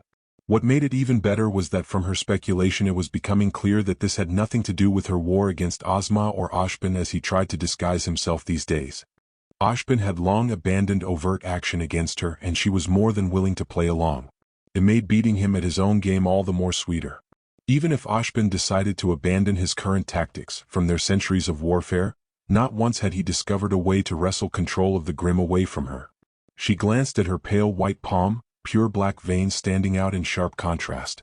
The power of the brother god of darkness thrummed in her veins, locked in an eternal war against the immortality she was cursed with by the brother god of light. Red eyes, set in black scara, glanced out the nearby window to the desolate landscape that surrounded her castle. Salem left her throne for the balcony. A land casted in perpetual shadow and ravaged by constant storms. Not far from her keep was a pool of black, from which packs of Grimm would climb out. A horrific keepsake left behind by the god of darkness after his exodus with his brother. A whirlpool of pure night that filled the air with an incessant roar and gave birth to the horrors that plagued Remnant. It was darkness, evil, physically manifested, and tainted the very continent with its corruption. Her connection to the pool still stood strong. The power within her still thrummed strongly in response to the chaotic energies in the pool. Unlike Ashbin, whose power had dwindled and fractured over the centuries, hers has remained as strong as the day she first acquired it. With a thought and small flick of her power, a new batch of Grimm were born. Their bodies formed from liquid night. They assembled at the base of her tower in neat rows and awaited her orders. Her control over each one was absolute. She commanded one to kill the Grimm beside it. It did so without hesitation, and its victim did not resist. Salem released her control over the pack and allowed them to leave and wander the landscape like the simple-minded animals they mimicked. Other Grimm would come along to carry their flightless brethren across the ocean and spread amongst the other continents. She closed her eyes and focused on that same thread of control. Salem could feel her link to every Grimm that wandered the planet. The vast majority of the links were weak due to the distance and would require great focus for her to exert a tenuous level of control. Something that was usually not worth the effort put in. Not when she could instead exert a simple nudge over a large pack of Grimm and send them in the direction of a weakly defended village or to harass a kingdom's defenses, or in those special cases, ambush and swarm one of Ashbin's agents when they travel outside the safety of their walls. Amongst those numerous connections was a newly formed gap. Salem had felt the presence of the Grimm that went rogue. The connection was still there, but any attempt to re-exert control was rebuffed. Rather, her attempts could no longer reach them, as if they were blocked from her, or rather, it felt like something else had taken her place. While she had pondered how such a thing was possible, she sensed as each of the rogue Grimm were snuffed out until none were left. Now there was a distinct void, surrounded by a thin presence of Grimm. Those who were also drawn to the mysterious source, but were not initially close enough to lose themselves to their instincts like their kin. As much as Salem desired to investigate this curiosity, she would be unable to do so for some time. She had a special breed of Grimm, seers, she could use to personally view areas from her castle and even communicate through. It was one of the ways she kept in touch with her agents in the field. Unfortunately, with the local Grimm population eradicated, it would be too high risk to send one of her seers. The species, like many others, were still unknown to humanity, and for this specific Grimm, Ashbin as well. She sought to keep it that way. In such cases she had trusted agents she could send on her behalf. Emphasis on had. The empty seats at the long table set in her throne room spoke as such. It was relatively easy to find fools willing to sell out the rest of humanity, whether it be due to fear and self-preservation or a hunger for power and a desire to be a part of the winning side of this ages-long war. Unfortunately, it was finding those worth the investment among the rabble that proved difficult. She was still searching for replacements for the agents she lost hunting down Ashbin's latest silver-eyed pet. The silver-eyed warriors were the only true threat against the Grimm. Their bloodlines carried a small trace of magic from the god of light, a magic that was antithetical to the creations of his brother. Salem had spent centuries purging their bloodlines in an effort to remove their power from the board entirely. Before Ashbin's pet, the last silver-eyed warrior to have made an appearance was a famed huntress that her agents had slain decades ago at the cost of their mutual destruction. Now it seemed history had repeated itself once again. Only now she may have finally accomplished her task of driving them extinct. One of Ashbin's most powerful assets was taken away from him, permanently. If there was a survivor, they must be residing in some backwater village unknown to either of them, as Ashbin would not risk leaving them alone. He would be desperate, and that would make him clumsy and his actions obvious. Thankfully, she wasn't the only one who needed to reprise their ranks. One of Ashbin's own agents had turned craven and abandoned him. She had actually tried to recruit the girl but was rebuffed. Despite the woman's constant posturing, it was clear she was a coward through and through. Salem only had so much patience for cowards. For now Salem would let her run free. Many of Ashbin's remaining agents served in high positions or as the headmasters of the various academies, which left them restricted in their actions and unable to take to the field. The cost of Ashbin choosing to fight a defensive war. It would be some time before she would be able to divert her resources to investigate this anomaly. Everything was currently tied up in Atlas and Minstrel. There was the scorned Atlassian scientist that looked to be a worthwhile recruit with great potential. In Minstrel there looked to be an inroad to convert Minstrel Academy's headmaster and one of Ashbin's own pawns. The pressure of serving as one of Ashbin's tools was getting to the man. Ashbin wasn't as good of a judge of character as he liked to believe himself to be. It wouldn't be much longer before the headmaster's cowardice would bring him low. She would be there to offer him a path of salvation. So much work to be done, but all the time in the world to do so. Salem returned to her chair. The anomaly didn't seem to be going anywhere, and soon she will have replenished her forces and have made inroads into Ashbin's circle. So even if he got to this anomaly first, she would know everything he uncovered. There was no need for her to rush. Salem returned to her throne, a small, malicious smile gracing her lips. Ashbin may think he was still holding a formidable defense against her, but it was those small cracks that he had been overlooking that would lead to his ultimate defeat. The new board and its pieces were already set. Now she simply has to wait for everything to play out. She had centuries on Ashbin to master her patience. Hunger. It was all that it knew. An unquenchable hunger that tore through its insides as it demanded satiation. How long had it endured this existence of constant agony? No matter how much it killed, how much it feasted, the dark abyss that lay cradled in its core would not be satiated. The sense of self was weak and fleeting, existing solely as an outlet of eternal hunger. There were no memories left to guide it. Instead, what was left were the instincts embedded into its form from countless other memories before they too were devoured. A soulless husk of primordial power. A frail form that belied the power it contained. Despite being crushed by earth, it knew no discomfort. When it commanded its limb to move, the earth, for all its might and weight, gave way. Slowly but surely it stirred. Even without vision, despite an unknowable distance, it could see the light that awakened it from its slumber. The light that tempted it and promised to sate its hunger. Just as suddenly as it appeared, the light vanished. A wordless cry was strangled by the earth. Now awakened, the hunger forbade it from slumber. It demanded that it find the light. So it squirmed and struggled without a sense of direction. Time itself could not bring it low, so even the mighty earth was found wanting. Until it was free once more, it struggled and fought a battle it would inevitably win. It did not struggle alone. In the distance, others awakened and stirred as the all-consuming hunger compelled them to devour the light. Elsewhere, various Grimm looked up as they sensed a faint call of kin. Chapter 15. The First Steps Forward. The day was bright, the sky clear, and the sun still climbing into the sky. Ruby was a blur of red as she zoomed between trees. She felt thrilled about today. It had been 2 weeks since Ashen's episode. Despite the best efforts of countless huntsmen and huntresses, no one was able to find Ashen or his hiding place. Unfortunately, due to all their searching, she wasn't able to spend any time with him in order to avoid accidentally exposing him. Then the news came in from her Uncle Crow. The search was officially called off and the last of the huntsmen were redeployed back in Vale. With the forests now clear from nosy searchers, she could finally go back to visiting Ashen again. Ruby could barely contain her excitement. It had become such a routine for her to go visit him that it felt odd to not see him for so long. Hopefully Ashen felt a bit better after everything. He seemed so strong and invincible that it was still hard for her to reconcile the broken form she found him in.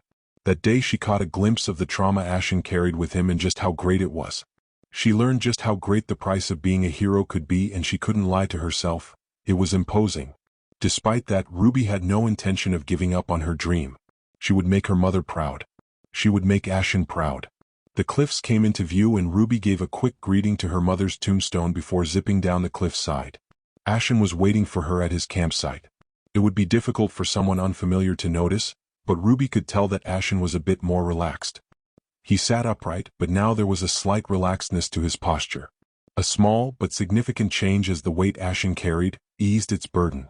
It looked like his venting had been good for him. Ruby smiled. "Morning, Ashen," she greeted as she approached. "Good morning."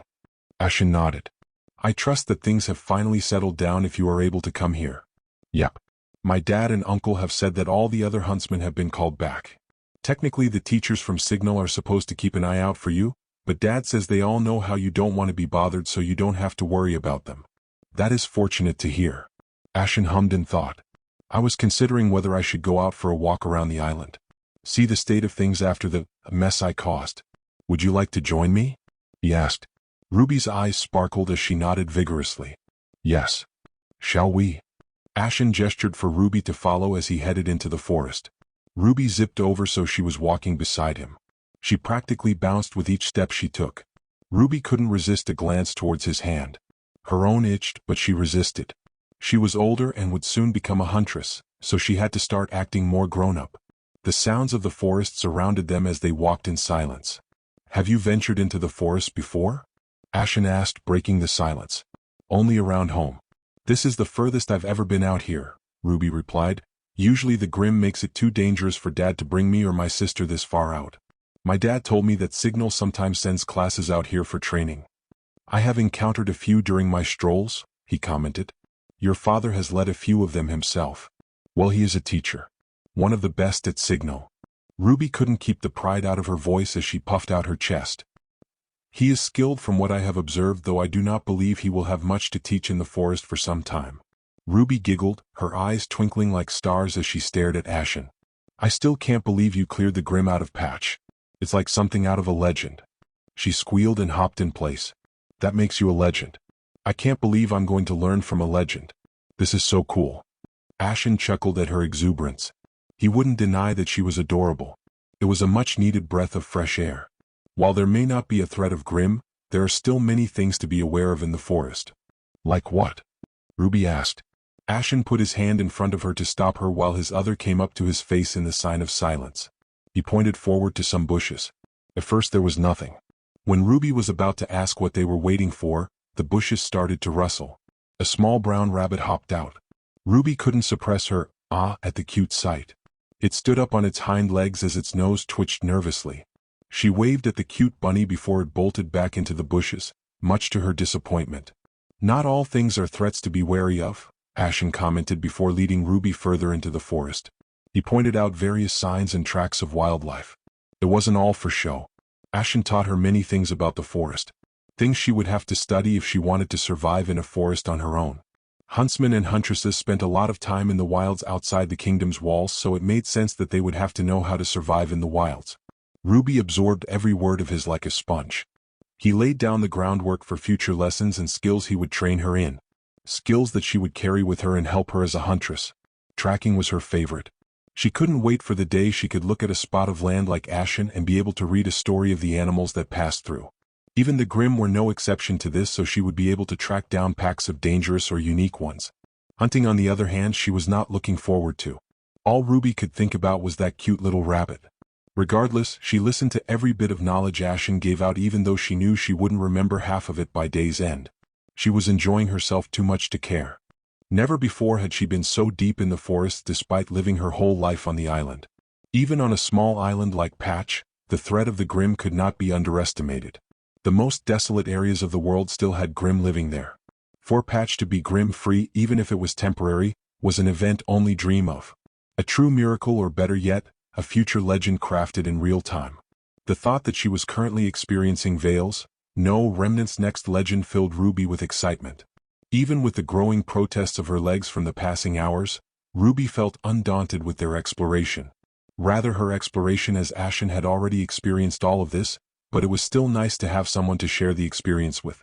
Ruby smelled the ocean before she saw it. The trace of salt in the air tickled her nose. The forest ended suddenly, giving way to the shoreline. Ruby found that they were standing on a bluff, almost the height of her home, that led down to the sandy beach. Maybe sandy wasn't the right word. It was a lot more chunky and full of gravel compared to the soft sand of the beaches by the port. Her eyes widened when she spotted a wide furrow not far from their position that dug inland from the shore. Something had tried to carve a path inland and in the process uprooted the soil and trees.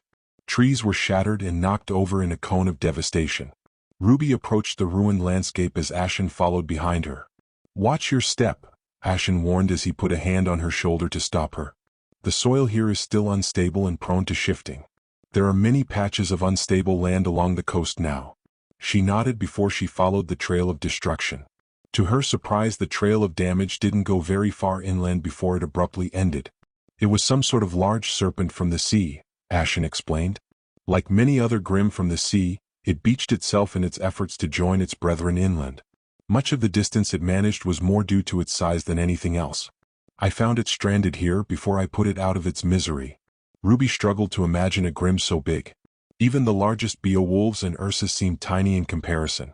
She knew there were much larger Grimm than them in the world, but to see the evidence of one really put it into perspective. It gave her an even greater appreciation for the enemies huntsmen and huntresses had to fight to defend humanity. Ashen helped her as they crossed the furrow. As Ashen warned, the ground was soft and shifted underfoot, but she managed to avoid falling. Once on the other side, the two walked by the edge of the forest and followed the coastline. While they could see the coastline of Vale across the channel, the city itself was still out of view. Ruby wanted to see the city before they journeyed back. After a short bit of walking, Vale came into view. In her excitement, Ruby ran ahead of Ashen. "There's the city," she cried. She stood along the ledge as she gazed at the sight. "Finally." My feet were starting to hurt. "It's so big." Even in the distance across the channel, the city of Vale dominated the coastline. Standing tall behind exceedingly high walls were skyscrapers, and standing even taller than them was Beacon Academy. It sat on raised elevation, overlooking the city as a watchful protector. The home of Vale's huntsmen and huntresses, which included her own parents and with Ashen's training, would soon include herself. "Ruby, what did I say about staying away from ledges?" Ashen interrupted her thoughts. "Don't worry. The ground here is stable." Ruby tapped the ground with her foot. As if nature itself was responding, her statement was immediately followed by the sound of shifting earth. Crumbles. Ruby shrieked as the dirt collapsed under her. Ruby! She tumbled down the slope before she slammed onto the ground back first. The wind was knocked out of her and choked off a cry of pain. Ruby's eyes watered as she felt the forming of bruises and the stings from small cuts and scrapes. There was a heavy thump as Ashen landed beside her. "This is why I warned you to be careful," Ashen scolded as he knelt beside her. He scooped her up into his arms. "Oh, nothing too severe," he commented. "Hold still for a moment longer." Ashen pulled out a familiar talisman and held it in front of her. Ashen read a short prayer aloud before the talisman began to glow. It bathed them in golden light. The same golden light she had experienced all those years ago. Only now she could truly bask in its warmth. For a moment she wasn't in Ashen's grasp. Rather she felt herself being held in a loving embrace while the faintest sound of humming tickled the edge of her hearing. She felt loved. The same love that she felt when her mom held her on her lap. Fading memories and feelings sharpened to the point they felt recent again. It was wonderful. All too soon the sensation faded and the light went away. All that remained was a lingering warmth that was swept away by the coastal air. Ruby opened her eyes and had to blink away tears. As she rubbed away the tears she could feel how fresh her body felt. It was like waking up late after having gone to bed with a belly full of warm milk and cookies. All the pain was gone, taken away as if it had never happened. Even the soreness that had been building from their walk was gone. "What was that?" she asked as she stared at the talisman Ashen held. It was a humble cloth piece, wrapped around itself with a gold band that held a faded, red ribbon. On the gold band was a faded drawing of a pair of eyes. Eyes that felt familiar to her. "That was a miracle," Ashen answered as he stowed away the talisman. "A blessing of the old gods to their faithful." He helped her to her feet. Ruby flexed and stretched, still in awe over how great she felt. She couldn't help but hop in place. Ashen had told her before about miracles, but he had never demonstrated any of them, so she hadn't made the connection. Miracle was an excellent way to describe how they made her feel. "It really is. I feel great," she gushed as her enthusiasm threatened to overwhelm her. Ashen put a hand on her head, stopping her bouncing. "I'm glad that you are feeling so rejuvenated, but I require that you answer some questions for me." Ruby's mood dampened. She recognized that tone, the same her dad used whenever he lectured her about her schoolwork. "Why did you ignore my warning about the ledge?" he asked. Ruby averted her gaze. "The ground here didn't look as messed up as that other area," she mumbled. Ashen glanced over his shoulder and Ruby followed his gaze. Running along the base of the ledge were furrows of various depths dug along the base of the ledge. It looked like a huge group had tried to dig through the dirt rather than try to climb. "Not everything is immediately obvious," Ashen explained. "Much of the coastline is like this from the sea grim that came ashore. Lacking the proper limbs, they did the only thing they could and tried to burrow their way to me." "Doesn't look like they made it," Ruby quipped. "Doesn't change the fact that they left a mess of the shoreline all around patch." He turned back to Ruby. "Now for my next question. Why didn't you use your aura to protect yourself from the fall?" Her face flushed red as she shuffled in place from embarrassment. I was surprised and froze. "So I can assume that would also answer as to why you did not use your semblance to move away from the ledge in time." Ruby was certain her face matched her cloak right now. Ashen reached out and flicked her forehead. "Oh, what was that for?" Ruby rubbed the spot he hit.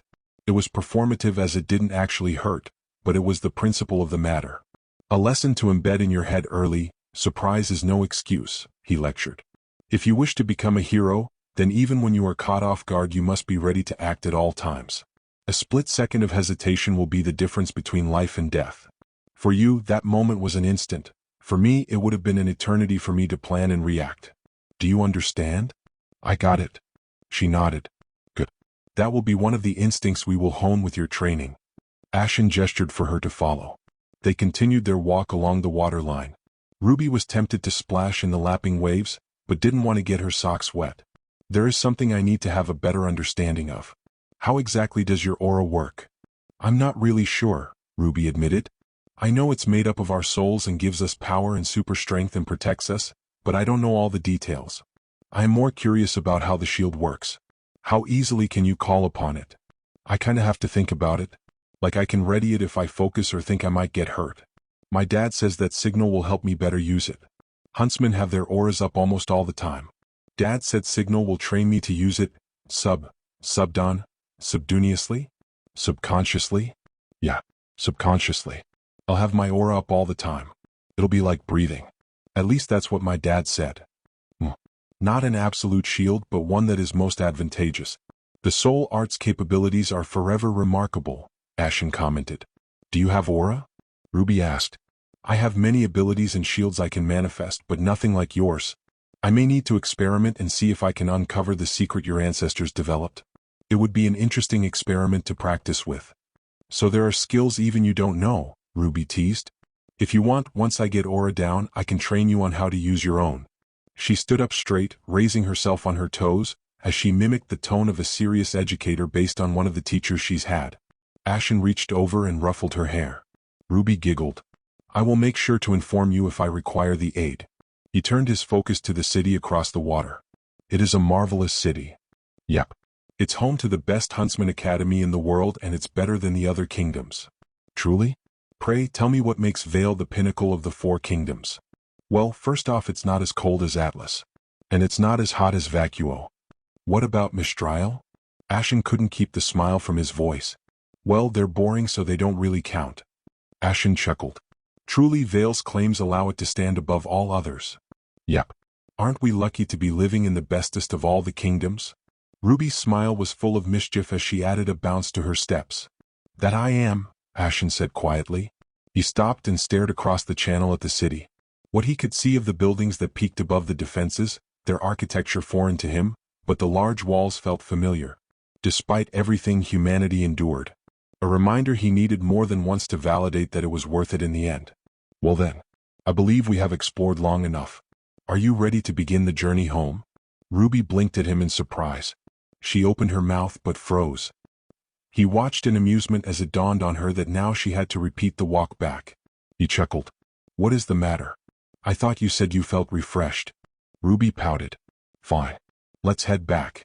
She couldn't stop her pout from turning into a smile. Despite her complaint, her exuberance was still strong. It almost made him reconsider his next course of action. Almost. Ashen led Ruby toward the bluff she rolled down. The dirt had filled in the furrow underneath. She turned and looked at him in confusion. It is not so steep here. You should have no issue climbing back up. Ruby stared at him in confusion. You want me to climb? Why? It would be much quicker to scale this face back up than if we continued until the land leveled off. We would not have to if someone had heeded my warning, he responded dryly. She flushed. Couldn't you carry me? No. He could, but that would defeat the lesson. Thanks to the healing power of Goddess Miracle, you feel refreshed. All your aches from journeying here are gone, therefore it should be a simple matter for you to climb back up. Ruby glared at him in annoyance. But my clothes will get dirty. Ashen gave her a slow look up and down. For the first time, Ruby took a look at herself and realized the point was moot. Her clothes were already filthy from her tumble. Oh. You want to get home before dark, right? We are still far off from where the bluff drops to meet the shore. Technically they could use the furrow the sea serpent Grim carved through the bluff, but if it didn't occur to Ruby, he wasn't going to remind her. The quickest path is not always the easiest. It is something you will learn quickly when you travel on your own as a huntress. Fine, she conceded. Ruby's expression morphed into determination as she approached the bluff. She was going to be the best huntress she could be, and she was going to prove it. Something like this was easy to climb. It was steep, but it wasn't a cliff wall. She could walk up this. She'll just have to lean close to the ground. Don't forget about your aura this time. It will help you if you fall again, Ashen reminded her. I won't. Now watch me. Ruby began her climb up, practically crawling along the surface. The dirt was a mix of soft soil and jagged rocks. It made things surprisingly tricky as she would grab or step onto a rock, only for it to sink under her. Usually this caused her to slide back down and have to restart her climb. If Ruby failed to notice Ashen occasionally sticking his hand into the dirt below her and pushing it down, causing an avalanche effect that pulled her back down, he would consider it punishment for failing to be aware of her surroundings. Ruby, in her exuberance, could develop the most severe case of tunnel vision at times. It was something he was going to need to train her to control. While useful when she was engrossed in a topic she enjoyed like weapons or his stories about the old world, it was an exploitable vulnerability that could harm her, not just in combat but also in settings where people would try to manipulate her. It wasn't obvious at first, even to him, as she would be so engaged. Ruby was the opposite of the usual person, who in their thoughts would shut out the rest of the world as they withdrew inward. Ruby didn't shut out the outside world, rather she filtered it. Whatever didn't apply to her current focus, she disregarded, which created a false sense of alertness. After causing her to slide down once again, Ashen asked, "Would you like me to dash?" "I can do it." Ruby snapped before trying again. Once more she completely missed his sabotage, so he let her keep at it. Eventually her repeated efforts took as long as if they had taken the long way around. With a mighty heave, Ruby managed to pull herself over the top. She let out a groan of victory. "Now you do it," she called back down with a tired breath. Ashen snorted in amusement before he approached a different spot along the bluff and made his climb. He has had to navigate a variety of difficult surfaces, many more volatile and unstable than this small cliff face. After a brief moment he pulled himself up top. To the side he could see Ruby still laying on the ground, panting for breath with her eyes closed. His shadow casted shade on her as he stood over her. Ruby opened her eyes and glared at him. "You suck," she gasped between breaths. "Come now. Have you already used up all the energy the miracle gifted you?" Ashen asked as he plucked Ruby from the ground. As soon as her feet touched the ground, she swayed back and forth in a blatant, exaggerated manner. "Can't you carry me?" she pleaded. Ashen once more reached out and flicked her. Ruby was knocked out of her swaying before she burst out into giggles at her own silliness. "Your legs seem to be just fine. Also, who do you plan to have to carry you when you are out traveling on your own as a huntress?" Ashen gestured for her to follow as he headed into the forest. Ruby fell into step beside him. Much like the start of their journey to the coast, Ashen pointed out little details and subtle shifts that happened in the forest during the sun's descent. The forest was bathed in golden light as evening fell upon them. Halfway through, Ruby asked him again to carry her, though this time she was serious. He encouraged her to keep going. Ashen had made her walk quite a fair distance in his roundabout way to the coast, and even with the restoration he gave her, Ruby was starting to feel the toll on her young body. She started to slow down as she complained about her aching legs and feet. Next, her spirit took a hit after her scroll chimed with a message. Suddenly, she wasn't in as much of a hurry to return home. Ruby didn't tell Ashen what it said, but he could easily assume it had to do with her father and how it was becoming dark. No doubt upset over how late he kept her. She asked him if she could spend the night with him, to both avoid her upset father and to rest. Ashen encouraged her to keep going. "When the path is long and our task great, there is no time to catch your breath. To eke out a moment of respite. Seldom it is a luxury one is granted. If it helps, consider this your first little test for the dream you pursue. To endure and continue despite the difficulties of doing so." Ruby nodded in understanding. It didn't make her feet ache any less, but she did as she was told and endured. Didn't stop her from complaining, as she still felt she was entitled to at least that. Ashen couldn't really disagree on that point. Soon the last rays of golden sunlight vanished and the pale glow of the moon fell on them. With a flick of his wrist, Ashen used his pyromancy to ignite his hand as he held it up to act like a torch. Ruby stared, captivated by his flame. Unconsciously, she reached out and took a hold of his free hand. He helped guide her step as she was unable to navigate through the night like himself. They were like a little beacon traveling through the forest. The night sky slowly filled with stars that watched them from above. Traveling in the dark was not always pleasant, but it was nights like this that gave the starlight ocean an almost mystical feeling. Outside his light, the forest was not swallowed by shadow, rather it was bathed in dark blue with the faintest traces of white. It was like a midnight wonderland born by the starry sky. Ruby was enraptured by it all as she clung to Ashen. She could even put aside the complaints from her feet. The forest around her came alive around her in a way she had never experienced before. The faint and occasional glow of fireflies, the sounds of nighttime animals like the hooting of the owls that soared through the trees above them. Every now and again she would catch a glimpse of a near glowing set of eyes watching her from under some bushes or around a tree. The moment she makes eye contact they would dart away back into the night. Ruby was usually scared of the forest at night, though she would deny it whenever anyone asked. She struggled ever since that night she fell on top of Ashen. Even in the early mornings where she would meet with Ashen, she would still sprint as fast as she could to spend as little time alone as possible. Tonight, though, felt different. The shadows didn't feel alive as if they were grim themselves, ready to eat her. Everything felt like the forest she grew up around, different but still familiar. Ruby felt comfortable enough to step away from Ashen, not knowing when she had first huddled up so close to him. For tonight, even if it was just for tonight, she wasn't afraid. She didn't let go of Ashen's hand though. He was very warm. Soon her home came into view, the lights from inside casting its glow into the night. Unfortunately for her, she could see her dad standing, silhouetted, in the doorway waiting for her. She could already feel the scolding he was going to give her for coming back so late. Ashen released her and let her travel the short distance remaining on her own. Ruby turned around and waved goodbye to him one last time. Ashen returned the wave, standing tall, her beacon in the night. And that's it for today. I hope you enjoyed. Support the writer. Don't forget to like, sub, share, and donate for more videos.